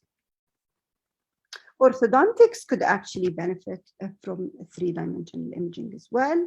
And there's a very good paper that looked into the recommendations on the use of Combincity in orthodontic treatment. And that was a position statement by the American Academy in Oral Maxillofacial Radiology. The orthodontic patients are very special because they are a much younger pool of patients. So the use of anything that includes radiation really needs to be considered after a very thoughtful decision has been made based on the patient's history, clinical examination, available radiographic imaging, and the presence of a clinical condition for which the benefits of the diagnosis will outweigh the potential risk for radiation. If the question could be used without actually, it could be answered without actually the use of radiation, that would actually be the best case scenario. However, if you could obtain the data using a panoramic and a cephalometric, use that. If you can actually obtain the data by an alternative that uses non-ionizing modality, that would also be the best way to go. If a Combincity is to be used, it needs to be minimized using the smallest field of view possible, minimizing the exposure as much as possible, and optimizing the resolution to just have adequate visualization without the excessive use of radiation. You probably want to avoid taking two-dimensional imaging if you're going to take a cone beam anyways, because you can always extrapolate two-dimensional imaging out of a cone beam CT volume. Impaction has the best evidence out there for using three-dimensional imaging, including the location, the orientation of the impacted tooth, the morphology of the impacted tooth, and the relationship of that tooth to other teeth or to vital structures, including the nasal fossa or the maxillary sinus and the path of alignment of that tooth. The presence of resorption of an adjacent lateral incisor, for example, will actually change the whole treatment plan for an impacted canine, for example, depending on the location of that resorption and the severity of that resorption. Airway assessment is actually one very interesting application for the use of three-dimensional imaging. There's a lot of debates and there's a lot of data that would actually support the use of still three-dimensional imaging to actually do airway assessment. And there's a lot of science that would actually prefer the dynamic assessment of airway using sleep studies. However, if your patient has had a cone beam because of a solid clinical selection criteria, you might as well go ahead and try to assess your airway.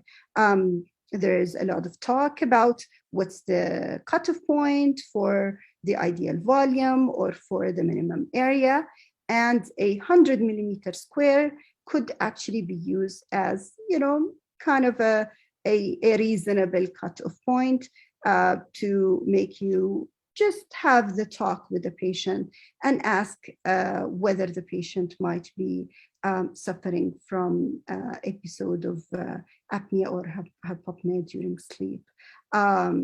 So maybe taking an image in isolation of the patient's signs and symptoms is not the best way to go because, the patient is awake while taking a cone beam. The patient is in a supine position.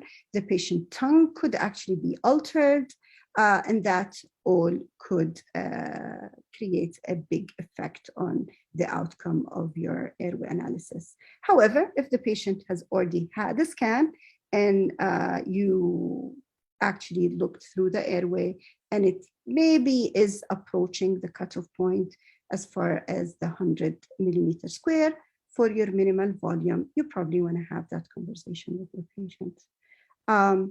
Image analysis actually offers a lot of ways to actually better use your cone beam in the visualization as well as quantification of different morphological issues in the head and neck. And that actually could help plan orthodontic surgery and corrective surgeries for patients who have syndromic faces or who have had history of major traumas.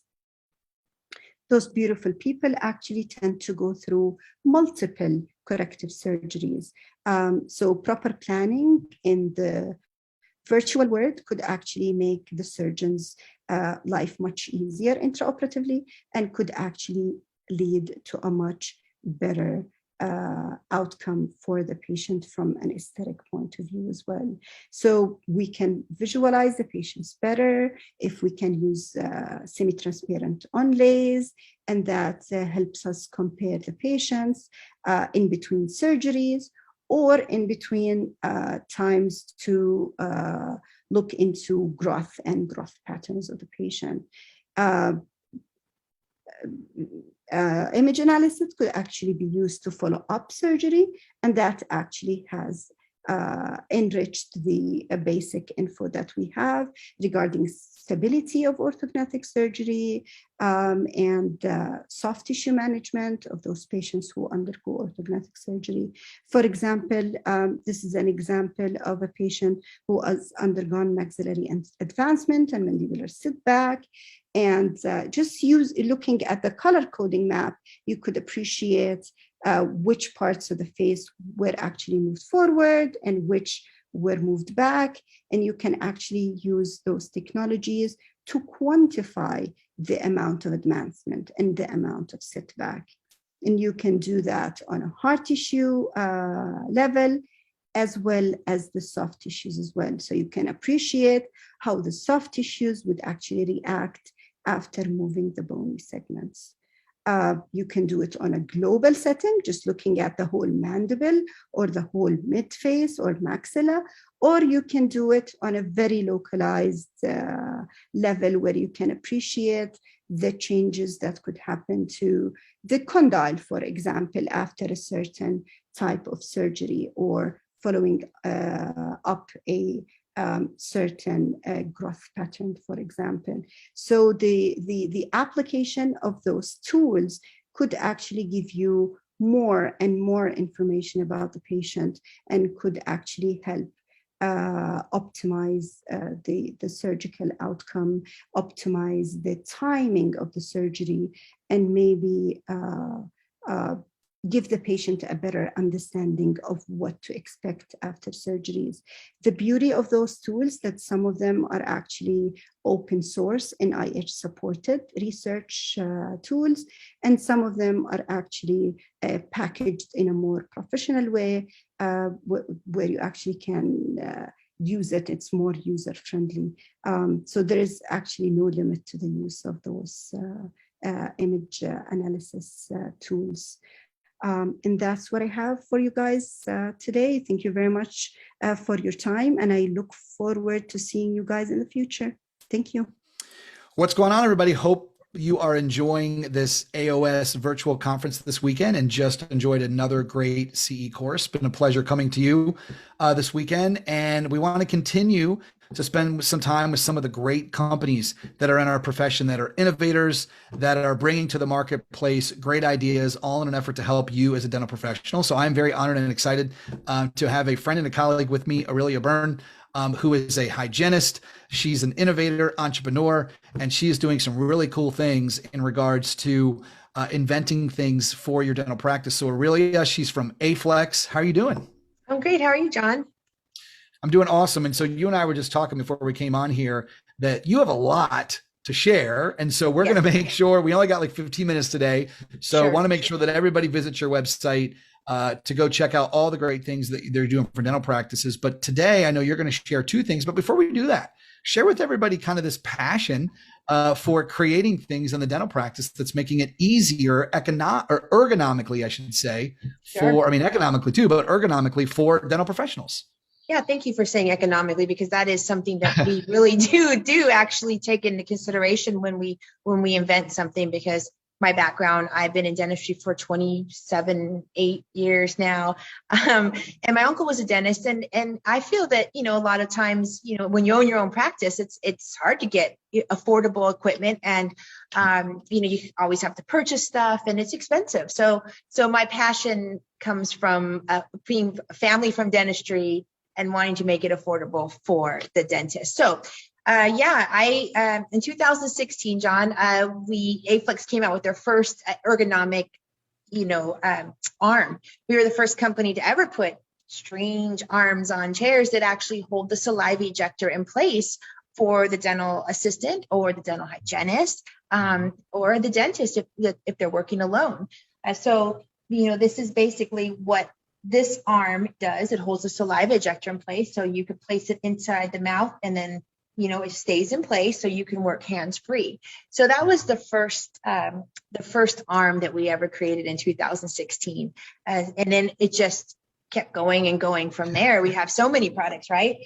We have different attachments for the saliva ejector. We have this attachment, which is the pump attachment that will actually go onto the back of the chair. And you just pump this little pump there. And now that's how it attaches to the chair. If you look closely here, you could see another type, which is a clamp that actually goes and clamps onto the neck of the chair. So it doesn't destroy or ruin the chair. These come off pretty easy. You just have to take it off like that. So fast forward, 2006, we've been making these arms, promoting the LVE arm, which is holding the saliva ejector in place. You can work hands-free. And we had another ergonomic product that we were starting before, right before COVID hit, which was our light infinity hose. So this hose is extremely light. It's 60% lighter than any HVE hoses out there. It fits on a regular, canister. You could just take your old hose off and then replace the infinity hose with that. So this was one of our other ergonomic products for dental assistants or dental hygienists that are working alone that need to use an HVE now because of all the aerosol due to COVID.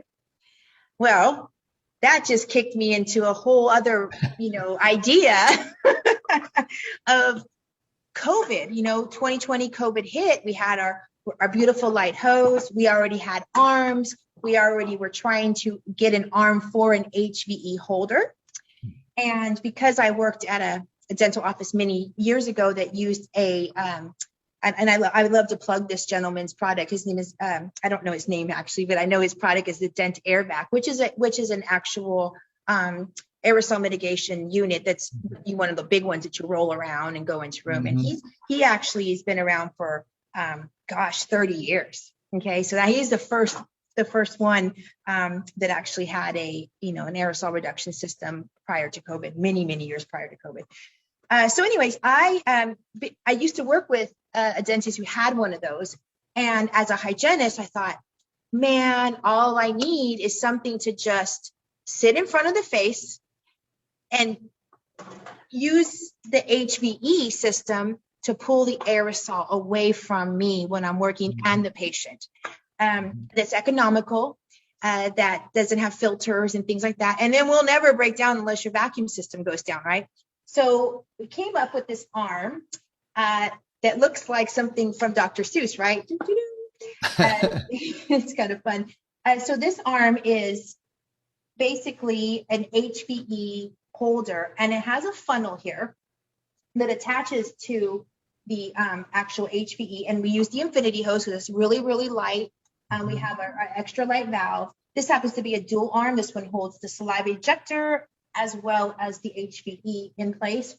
So these are the funnels, the funnel adapter.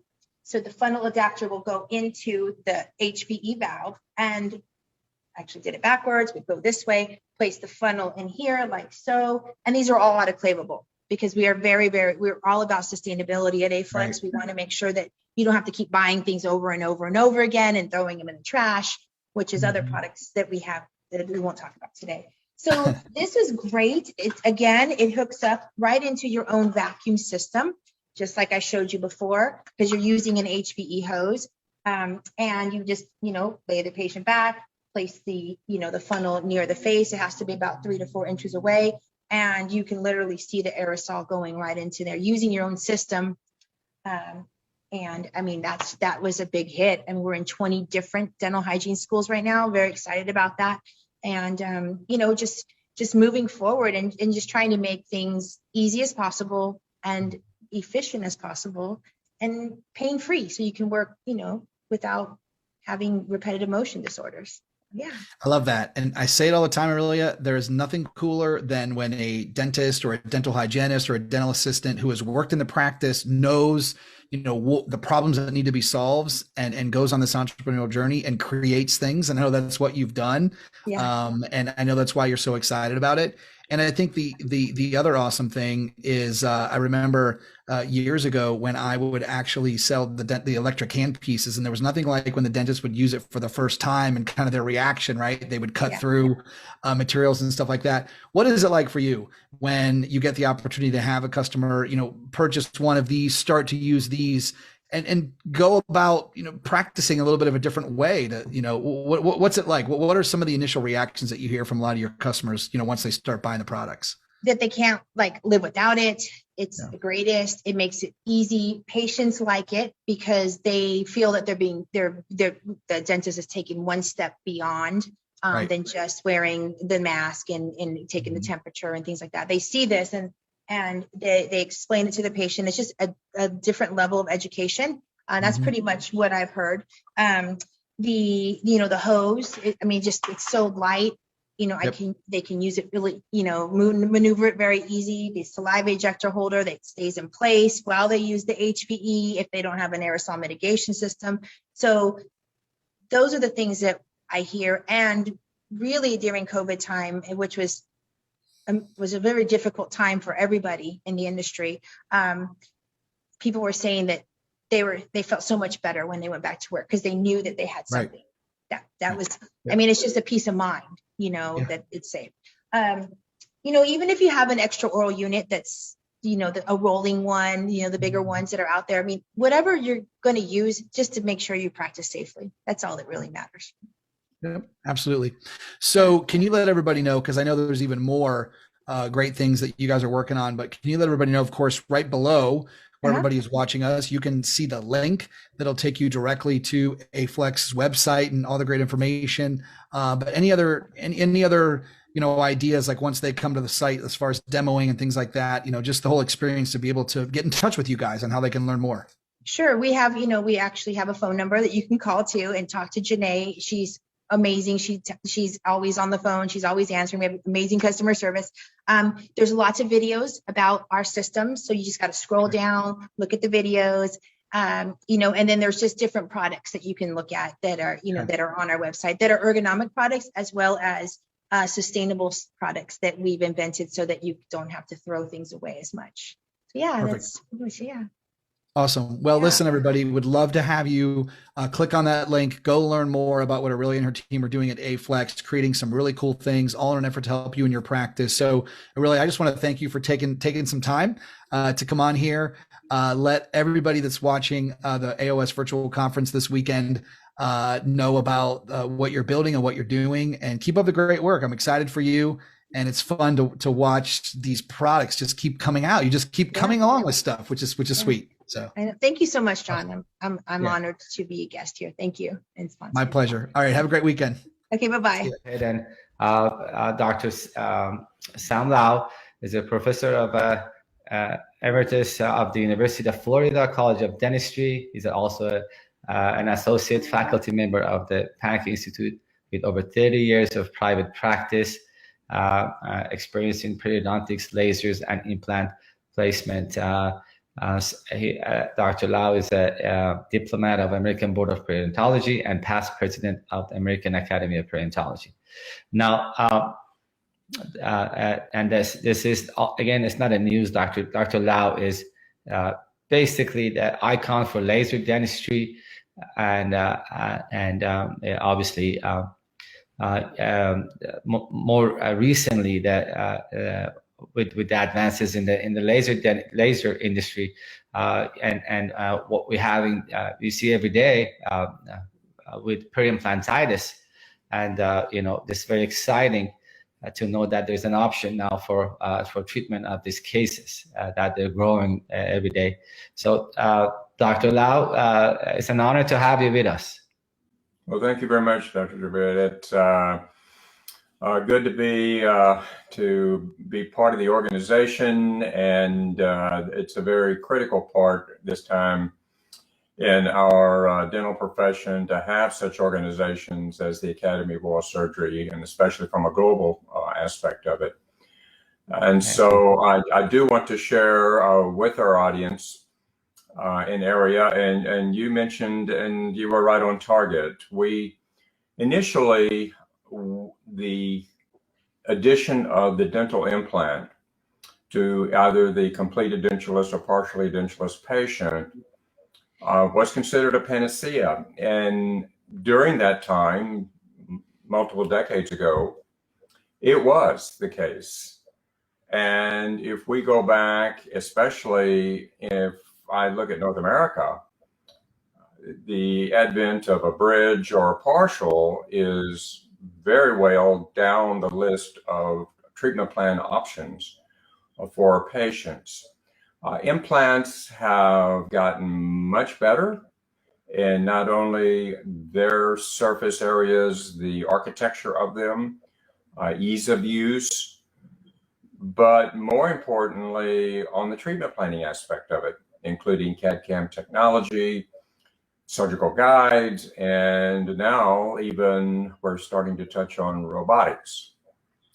And with the significant number of implants that are placed, and with that, in the United States, we think that approximately 3 million implants are placed a year in the United States. With that number of implants placed, and then you go back 2 or 3 decades, and the increasing number of implants placed, unfortunately, there is another sort of aspect of that, and that we now appreciate that not all implants are going to be there forever. And we get into this scenario called Peri-Implant Disease, in which there really are 2 categories. One is the implant mucositis, which is basically the gingivitis of around implants with no bone loss. And then we get into, unfortunately, the implantitis, which is actually osseous resorption due to several reasons. It can be microbial, it could be the way they were placed. There is the possibility of titanium sensitivity. We'll talk something about that. But whatever it is, we're approaching, in some studies, understanding that approximately 1 out of every implants are lost over the lifetime of the patient having had an endoosseous root form implant. My objective with you today in our brief time together is to suggest to you that not all implants that have implantitis should be lost, and that if we can intercept early with whatever modality you desire, that we can actually stabilize many of these implants. Every speaker, oh, by the way, if you are observing my title slide, I always believe in sharing. And this is my email address. Below is my website. So if you would want a copy of this presentation, or want me to answer any questions, or even send me a radiograph of an implant that you're struggling with, please do. It's slow@dental.ufl.edu. And yes, I am at the University of Florida College of Dentistry. I have practiced there for over 3 decades. And now I primarily am an attending with perio and ortho profs, and I only do laser surgery. However, all speakers should give you their disclosures at the very beginning. I helped create Florida Probe Incorporated, which is VoiceWorks. It is the way of doing periodontal examinations through a headset. Periosciences, it's the only antioxidant wound healing gel around, for especially post-surgery. BioLace, I'm the Chief Dental Officer for BioLace, so that's a significant disclosure for you. Philips Sonicare EMS, the standpoint of the airflow, and Probiora, which is the oral probiotics that are out there now. What we want for you to consider taking home is to explore primarily, how do these implants become inflamed? Once we have that inflammation, how do we deal with it, both traditional and the primary objective of our being together for this is where lasers fit. And then also look at where lasers fit not only in the therapy, but how lasers fit not only with efficacy, but are there any adverse events? If one looks at the history of dental implants, 2000 BC, using shells and ivory to replace missing teeth, and it was approximately 1951 through 65 that a gentleman by the name of Dr. Brandemark, a surgeon, medical surgeon, began to look at the utilization of titanium implants for maxillofacial prosthesis. And that began the whole concept of what we call osteointegration. And from there, implants, dental implants were wide, they were narrow, they were shallow, they were deep, every surface imaginable. Machine surfaces, anodized surfaces, SLA surfaces, calcium phosphate surfaces, titanium plasma spray surfaces. And now as we move forward, in the late 90s, it's hard to believe, but in the late 90s, early 2000, we began to look at the whole concept of all-on-4, all-on-6, zygomatic implant placement. And now as we move a little more forward, we're working more on scenarios as cell structures, and also now looking at robotics. So in the United States, and actually, if you look at Europe, Europe places a heck of a lot more implants than we do, whether it be Italy, etc. But we are about a 3 million implant business a year. It's a $6.5 billion industry. We're not really sure about the failure rate. However, you can imagine there is stiff competition among implant companies, and some have come and some have gone, and some have been able to stay. It's not to go completely back to the basics of what an implant is, but I do believe that sometimes we forget the difference between a natural tooth and an implant surface. They share characteristics, and there are major differences. They both have a sulcus, they both have junctional epithelium. That's probably where it ends. The natural tooth has supracrustal fibers, literally Sharpie's fibers, really attached into the cementum.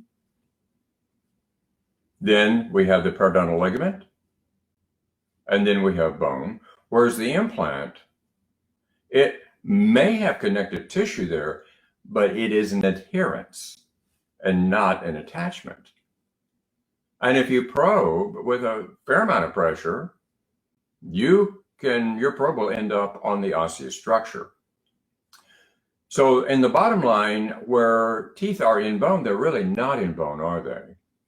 They're really surrounded almost like a trampoline of connective tissue, PDL, where the implant has a surface that is literally osteointegration, we hope. And our quest in doing implant procedures is what? To keep the epithelium out. Basically to keep the epithelium out to allow that osteointegration to occur. What we're finding is that where we were so much blaming the loss of implants, implantitis, whatever, on microbial aspects, or the way they were placed, or overheating the bone, we're now starting to be more realistic and understand that many of the complications with implants are not microbial, they're restorative. And when we look at this, and if you're in an implant practice, maybe not your implants, but what you're seeing is fractured, loosened screws. I see it every day. Fixture loss. Yes, poor oral hygiene. Soft tissue reactions. Placing implants in minimal or no attached gingiva, especially with all 04, all on 6. Broken attachment. Fractured components. We take implants out many times because they're fractured.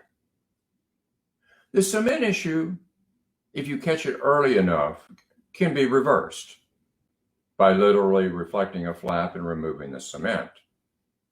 But if you don't catch it to where now you've got an ongoing inflammatory process and you've got halfway down the root with threads not integrated, then your prognosis begins to, for every thread you go apically, your prognosis gets poorer and poorer and poorer. But you and I both know that we're getting less and less and less cemented implants and more screw retained implants.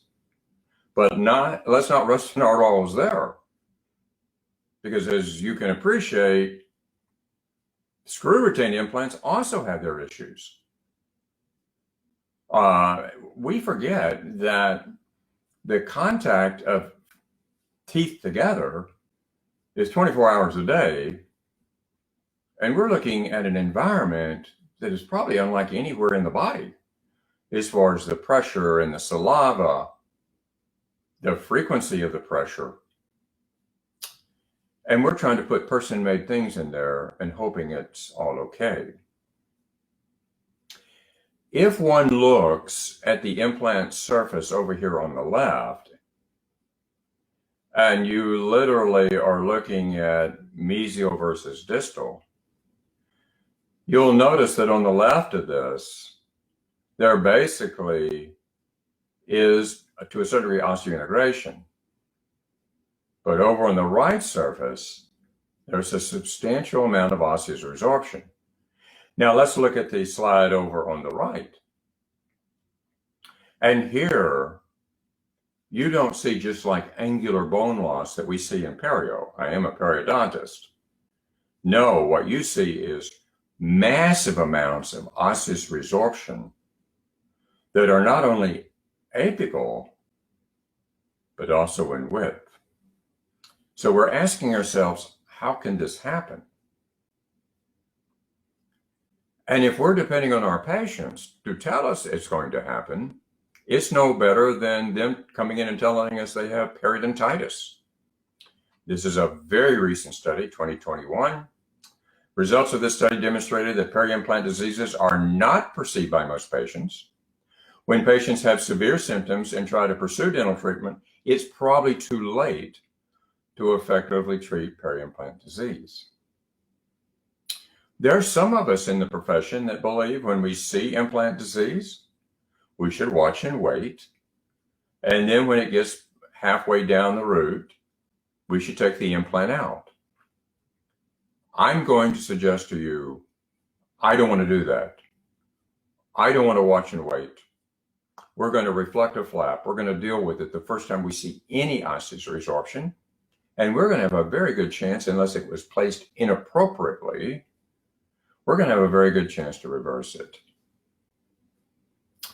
So the European Federation of Perio and the American Academy of Perio got together beginning in 2016, 2017, and developed a new classification of periodontal disease. However, this was the first time they also added implant diseases. And this is, by the way, in the www.perio.org, if you would like to take a look at that classification system. And those four are health, mucositis, implantitis, but they added a fourth, deficiencies of the alveolar ridge caused by natural healing, extraction trauma, infections, or a variety of other factors. I'm beginning to believe that there are more of this than there is literally what we call peri-implantitis. To reiterate, we have mucositis and we have implantitis. I'm primarily going to focus on the implantitis, but I will suggest where lasers might be used with mucositis. Now, we don't have it much easier in trying to not necessarily find implant disease, but determine the level of implant disease and thus the level of prognosis. It's a struggle to probe implants. The convexity, especially in the posterior, is substantial. And therefore, we're all over the board, validity and reliability in looking at what the depths are. My takeaway now and what I recommend and teach is to use the probe not so much for the numbers, but to use it to determine bleeding and especially suppuration. However, probably the most premier diagnostic is the radiographs. And you and I both know there is a huge issue with radiographs, and that is much of implant disease is on the buccal and the lingual palatal. It's not like teeth. And when you do see that, that's generally not microbial. That's the way it was placed, either buccal verted, lingual verted, generally buccal verted, or the fact that, from that standpoint, there is fractures, there is screw issues.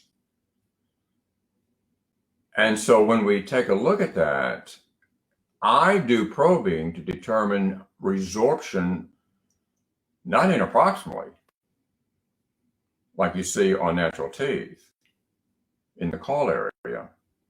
I'm trying to find what is the topography before I reflect this flap on the straight buccal or lingual.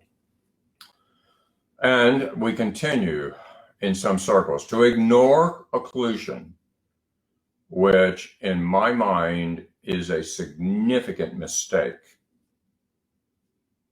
because bone is not concrete. It's a very viable type of tissue, and then attached gingiva.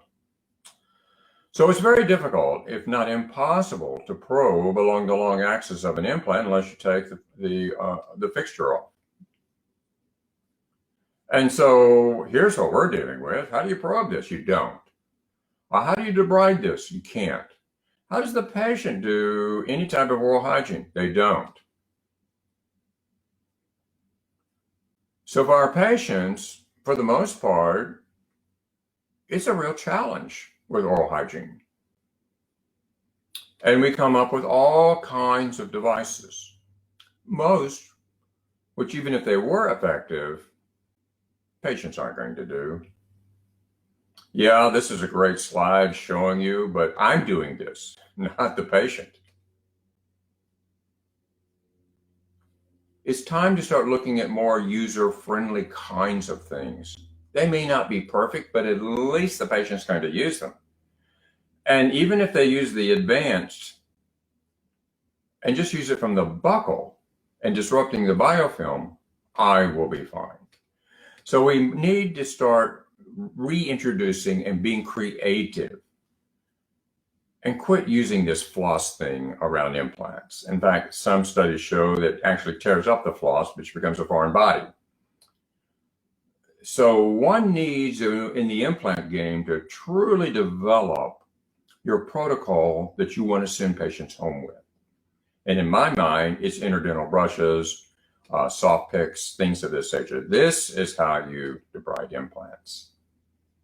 I would also suggest to get rid of manual toothbrushes Well, basically, I think you got to get rid of manual toothbrushes, period, and go to power. And then begin to look at these new technology devices that are like air floss or these new oral irrigators. Oral-B, P&G just came out with one. Looking at these new lithium battery-based types of devices. And also look at what you want to put in those devices. When we look at non-surgical studies, what we find is that we do not know how to non-surgically manage implants. We tried this. It doesn't work. And even if you use metal of any sort, especially ultrasonic, what you'll see over on the left will end up with what you see on the right. So from a non-surgical standpoint, what are we going to do? I told you that I have a relationship with EMS. And the reason I have that relationship is I am convinced that air medicinal devices, not ProfiJets with sodium bicarb, but the new air medicinal devices, I say new in the US, decade in Europe, with these powders that are like talcum powders, like glycine, erythritol, plant-based. That is what I've been using for the last 5 years. With hygienists managing implants, and even during this surgical procedure for implantitis and periodontitis, I'm using these devices. Now, probably the most ideal is what you see in the lower right.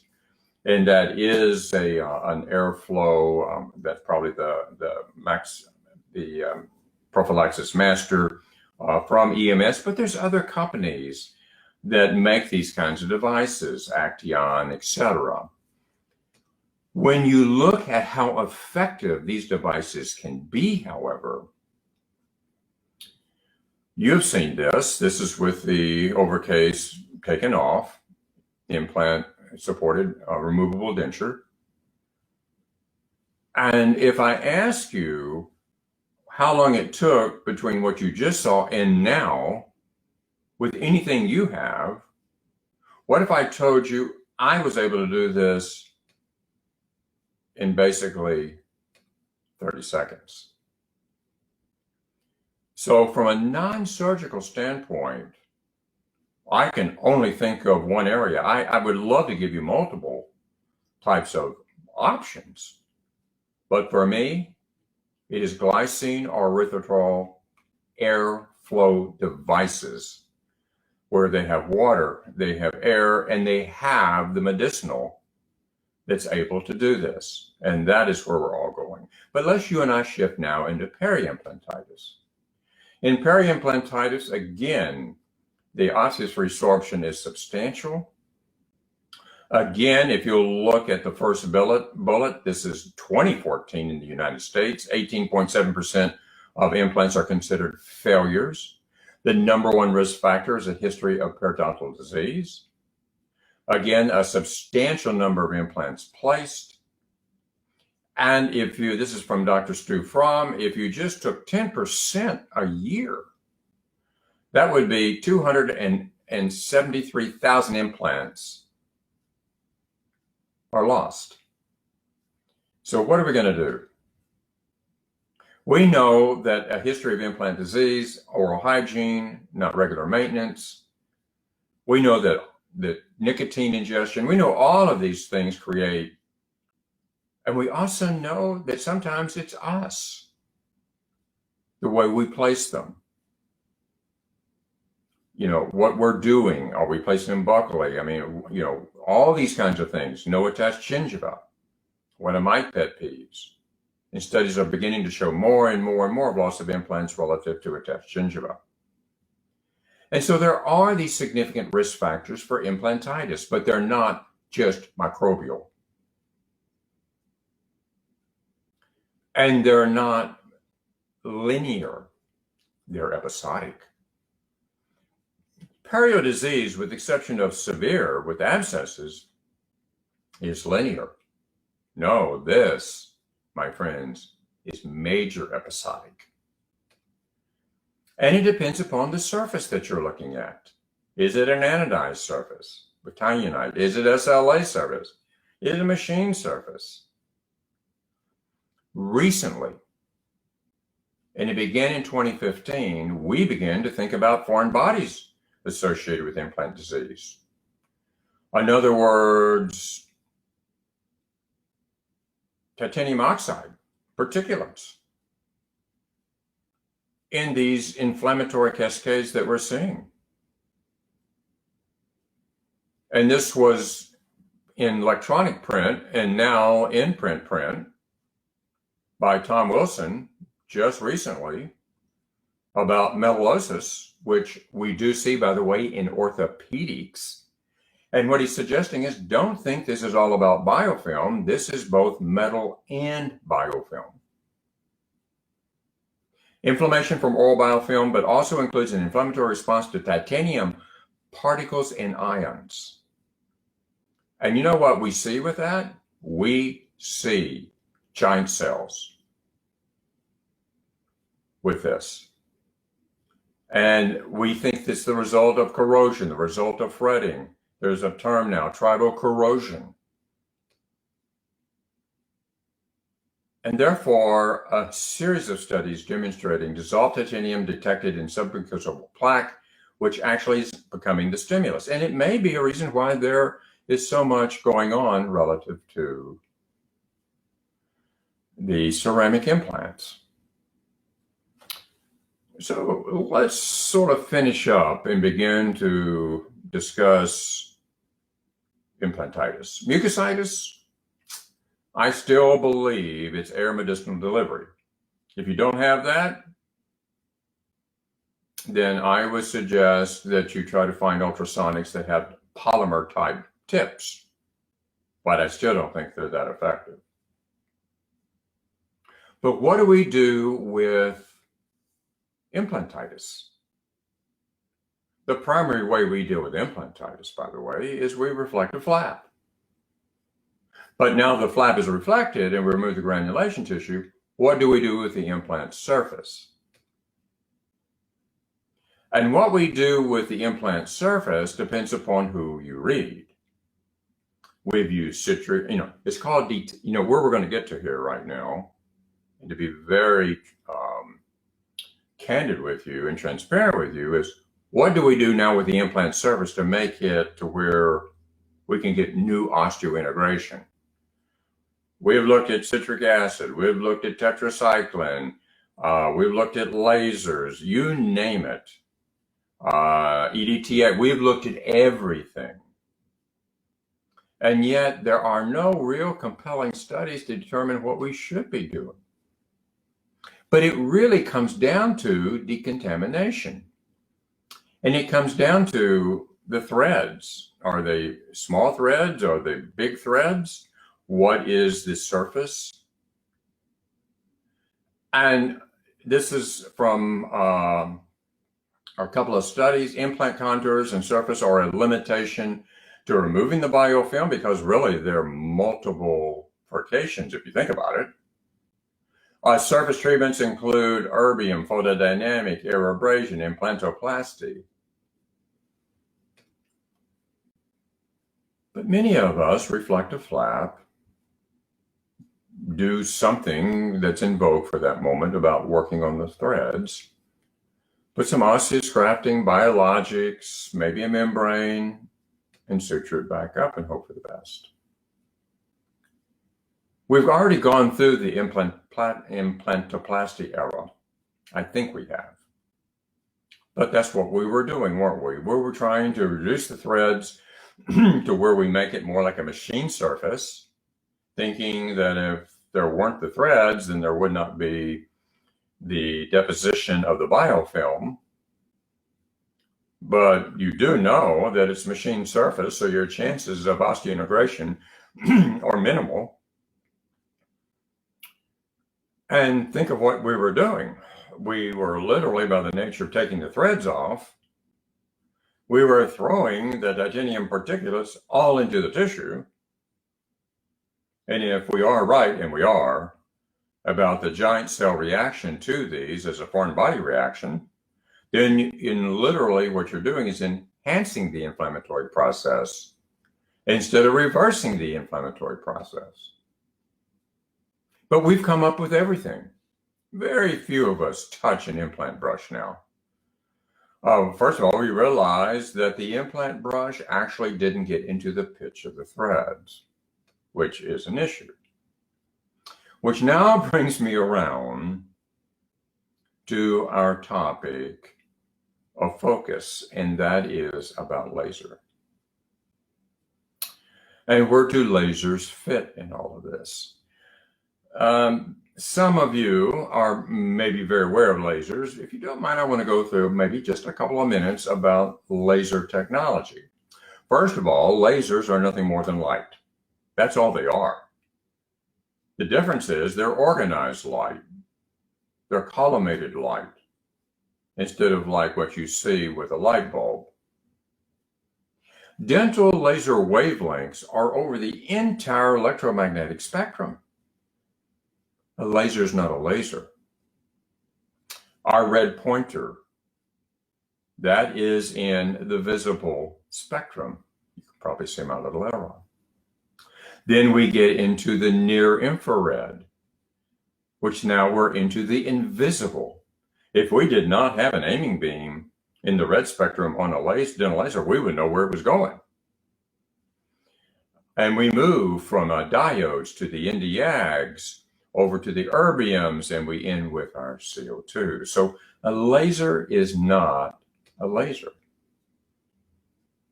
The good part about laser energy, however, in the electromagnetic spectrum, is that it's not ionizing. It will not affect the nucleus whatsoever, versus our radiographs, which are ionizing. In this electromagnetic spectrum, here are the argons, and notice where the diodes come in. And they're in that 810 to 980 range. The erbiums come in, both erbium chromium YSGG and the erbium YAGs. And then again, we finish up with our CO2s. So here's what I'm going to suggest to you. Tell me what you want to do, and I'll tell you what wavelength to use. And you generally cannot defy it. So with our diode lasers, they absolutely can have an effect on bacteria. But is that basically what we're trying to do here? And are we also trying to degranulate the wound? Now, the beautiful thing about the diode laser is they're inexpensive. The beautiful thing is their absorption properties are significant. And if you know photodynamic therapy, quite popular in Europe, where you put a dye in the bottom of the sulcus, the laser energy looks for the dye. You only have to put the diode tip within a millimeter of the inside of the sulcus, hoping that the dye will be incorporated into the periodontal pathogens. And so diode lasers are inexpensive, fairly easy to use, and that's why they're the most popular laser adopted in the world. The problem that occurs with diodes, however, is that they are more than often thermal devices. In other words, when you see them cut through tissue, ablation is generally a thermal activity. Now, we don't like over-thermal activity on soft tissue, but naturally, we don't want any thermal activity on bone or titanium. Because if you increase the temperature of the titanium, you will get a thermal reaction of the titanium surface to the osseointegration. And if you begin to have significant thermal, then you'll necrose the osseous and you'll slough the implant. And there is a running debate. Can you use a diode on a titanium surface. It just depends upon who you read. To avoid thermal or physical damage to implant surfaces, the radiation treatment has to be carefully selected. In other words, what is the wavelength you're using? What's your wattage? Is it going to be initiated or uninitiated? How long are you going to spend in it? Are you just going to touch the soft tissue inside the sulcus, or else are you going to touch the implant itself? What are you really trying to do with the laser if it's a diode? This study supports that CO2 laser treatment appears more useful than the Nd:YAG laser, and that the CO2 laser does not damage titanium surfaces. Conclusion: regardless of power setting or distance, use of Nd:YAG on the osteotype surface will produce surface alterations. So now you've got some areas here. What am I trying to do with it? If I do use it, is it going to heat the implant? If it doesn't heat the implant, is it going to actually affect the surface of the implant to where I cannot get osseointegration? So one has to be careful with both diodes and Nd:YAGs, because if one is not careful, and these are SEMs using appropriate settings with Nd:YAGs and diodes, you can melt your implant, you can crack your implant because of heat. So when we look at these studies, the thermodynamic effects of laser irradiation, during laser irradiation dental implants, a surface temperature beyond the critical threshold of 10 degrees centigrade can be reached only after 18 seconds. We are not suggesting not to use diodes and Nd:YAGs. We're suggesting if you do, it's incredibly technique sensitive. And knowing your settings and knowing your wavelengths is critical. So I moved into the erbium business. And the reason is that erbiums used appropriately, their action is not thermal, their action is photoacoustics. And now we begin to see those studies. However, when the erbium was used with a water spray, a decrease in temperature was observed in all implants. The acid edge and sandblasted surface were those most affected by any thermal changes. So we're able to clean these implant surfaces very, very effectively if we're watching what our settings are and we're using water. Notice the control part versus the laser clean part. And this is with photoacoustics. This is where the laser energy is seeing the water, causing microimplosions in the water, and those microimplosions is what is decontaminating, detoxifying, by the way, also removing veneers in 30 seconds off of teeth if you desire to have a system for removing veneers and zirconium crowns easily. It is an erbium laser because of these bubbles and pressure waves that occur. When one looks at graphs and you look at this red and this blue, at the very bottom where you see almost no temperature change, I can suggest to you it is where water was used. If you do not use water, you will see a substantial increase in temperature relative to these implants. So we've done studies. We've taken the erbium chromium West UG. This is a waterless laser. We've taken those erbiums. And now we know that 95% of biofilm on all types of tested titanium surfaces will remove it without causing measurable physical damage to the implant surface. And we've used it on all implant surfaces, whether it be anodized, whether it be calcium phosphate. Naturally, with machined, you know it's going to be removed and removed easily. But even in the very popular SLA, bacterial ablation occurs. And it occurs very quickly within 0.5 watts, including also calcium phosphate. But remember, I suggested to you, it's not just about removing the bacteria. Let's make sure we're not hurting the surface.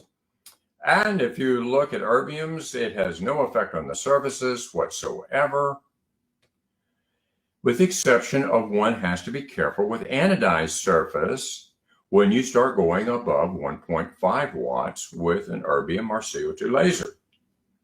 The SLA surfaces are fine, but that anodized surface was sort of that laminate. You can see with SEM moving from left to right what could occur.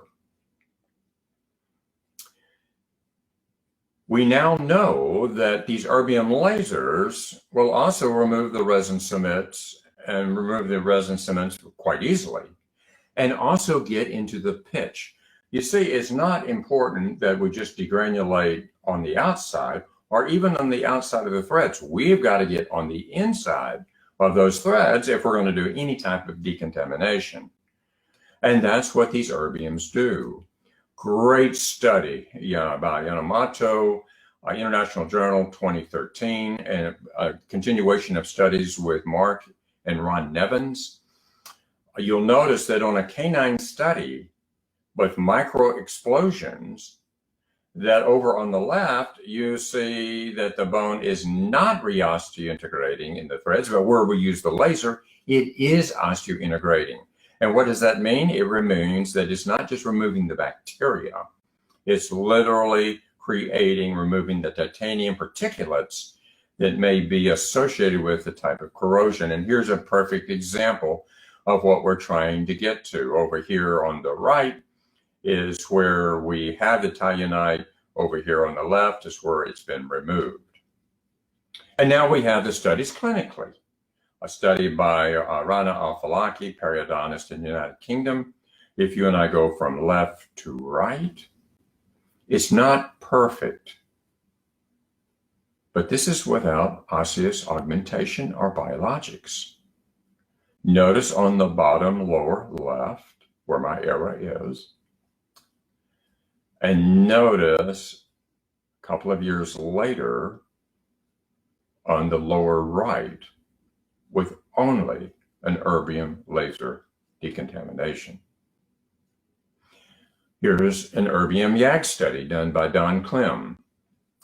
This was, I believe, in the 2019 International Journal of Perirestorative Dentistry. Clinical study.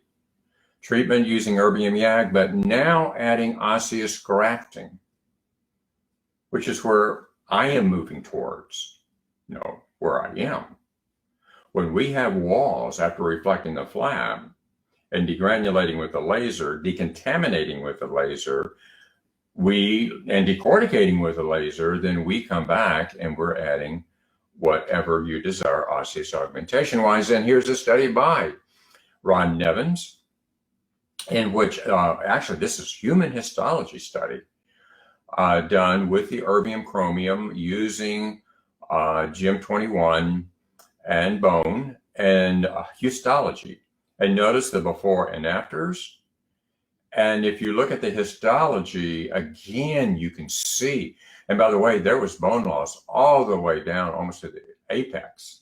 And you'll notice how that this is not just bone in the vicinity, this is bone with re-osteointegration.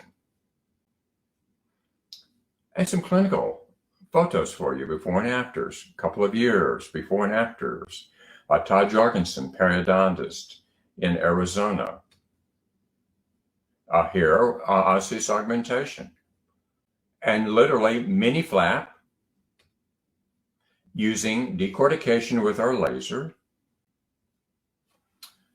So let's begin to do a summation. What are we trying to do with both mucositis and implantitis? Well, removing the bacteria is easy, but the bacteria will come back, just like periodontitis. What we're trying to do is affect this implant surface for re-osteointegration, degranulate, removing those giant cells, memory cells, the neutrophils, plasma cells, lymphocytes, hyperactive, decorticating, possibly for bone morphogenic protein, and then adding augmentation. In mucositis, the only thing one can do is antimicrobial, unless you have an erbium. And yes, you'll see me on non-surgical mucositis around an area that has gingivitis, no bone loss, but gingivitis, around the implant, suppuration. I'll take an erbium laser and literally curettage the area. But in implantitis, I go to my 3Ds: degranulate, detoxify, and decorticate. So where are we with all of this? Personally, I believe it's erbium and CO2s around implants. I believe you have to be extremely careful with diodes and Nd:YAGs around implant surfaces. And I actually suggest that if you're going to use them in a sulcus, stay on the soft tissue side, but be very careful, if any, and don't touch the implant surface side. You know, there are some articles a decade ago on how to remove an implant by deosseointegration with an electrosurge. And basically, you take the electrosurge and you touch the healing cap, and the thermal activity, you possibly can, with a reverse torque tool, unthread the implant, or wait a week and you will be able to. If you take your diode laser or Nd:YAG laser and put it on those same kinds of settings, in other words, 1.5 watts, maybe up to 2 watts, initiated tip, continuous, not pulsed, you basically have an electrosurge. And therefore, you could use the diode to remove implants. But the problem with it is, if you don't want to remove the implant, be careful, especially also on second stage uncovery. There's a lot of folks that use diodes for second stage uncovery of implants. Just make sure you've got water there, and make sure that once you start to get close to the healing cap, do the rest with a curette or some type of degranulation device. And if you have bone over the top of that, then you're going to have to get out. If you have an erbium, you can remove the bone. If you don't, you can use a high-speed handpiece. So managing implantitis, remove the prosthesis is feasible. Closed flap, rarely, with exception of only about 10 or 15%. Everything else is an open flap, using laser, detoxifying the implant, bone augmentation, biologics, and possibly a guided implant regeneration. In general, and this is what I'm saying to the dental profession, don't wait. The first time you see what you consider to be pathologic bone loss around an implant, apical to the machine surface, not submerged because you placed it too low, I mean, true pathologic, go ahead and reflect a mini flap and begin to degranulate, decorticate, and detoxify. Stop it. Don't let it get any further. Access to implant by both the hygienist and patient is an absolute necessity. And your prosthesis design should demonstrate that. What you can use on a tooth is not always what you can use on an implant. I hope I've been able to show you that relative to the different kinds of wavelengths. Present evidence for use of laser to manage implantitis is there, with very good studies. And yes, there's a potential for new things occurring on the horizon. So I'm at the University of Florida. Again, this is my email address, my website. If there's anything I can do to help you as far as managing this to where it does not get out of control. It is starting to get out of control, by the way. There's a little bit of a backlash. You're seeing more and more endodontics done because of fear of loss of implants, because we're starting to take more chances than we did before. But just to suggest to you, when a patient loses a tooth from perio that you've been managing for years, they kind of appreciate that you've been able to keep it for this long of time. If you've ever taken an implant out on a patient, they're not happy.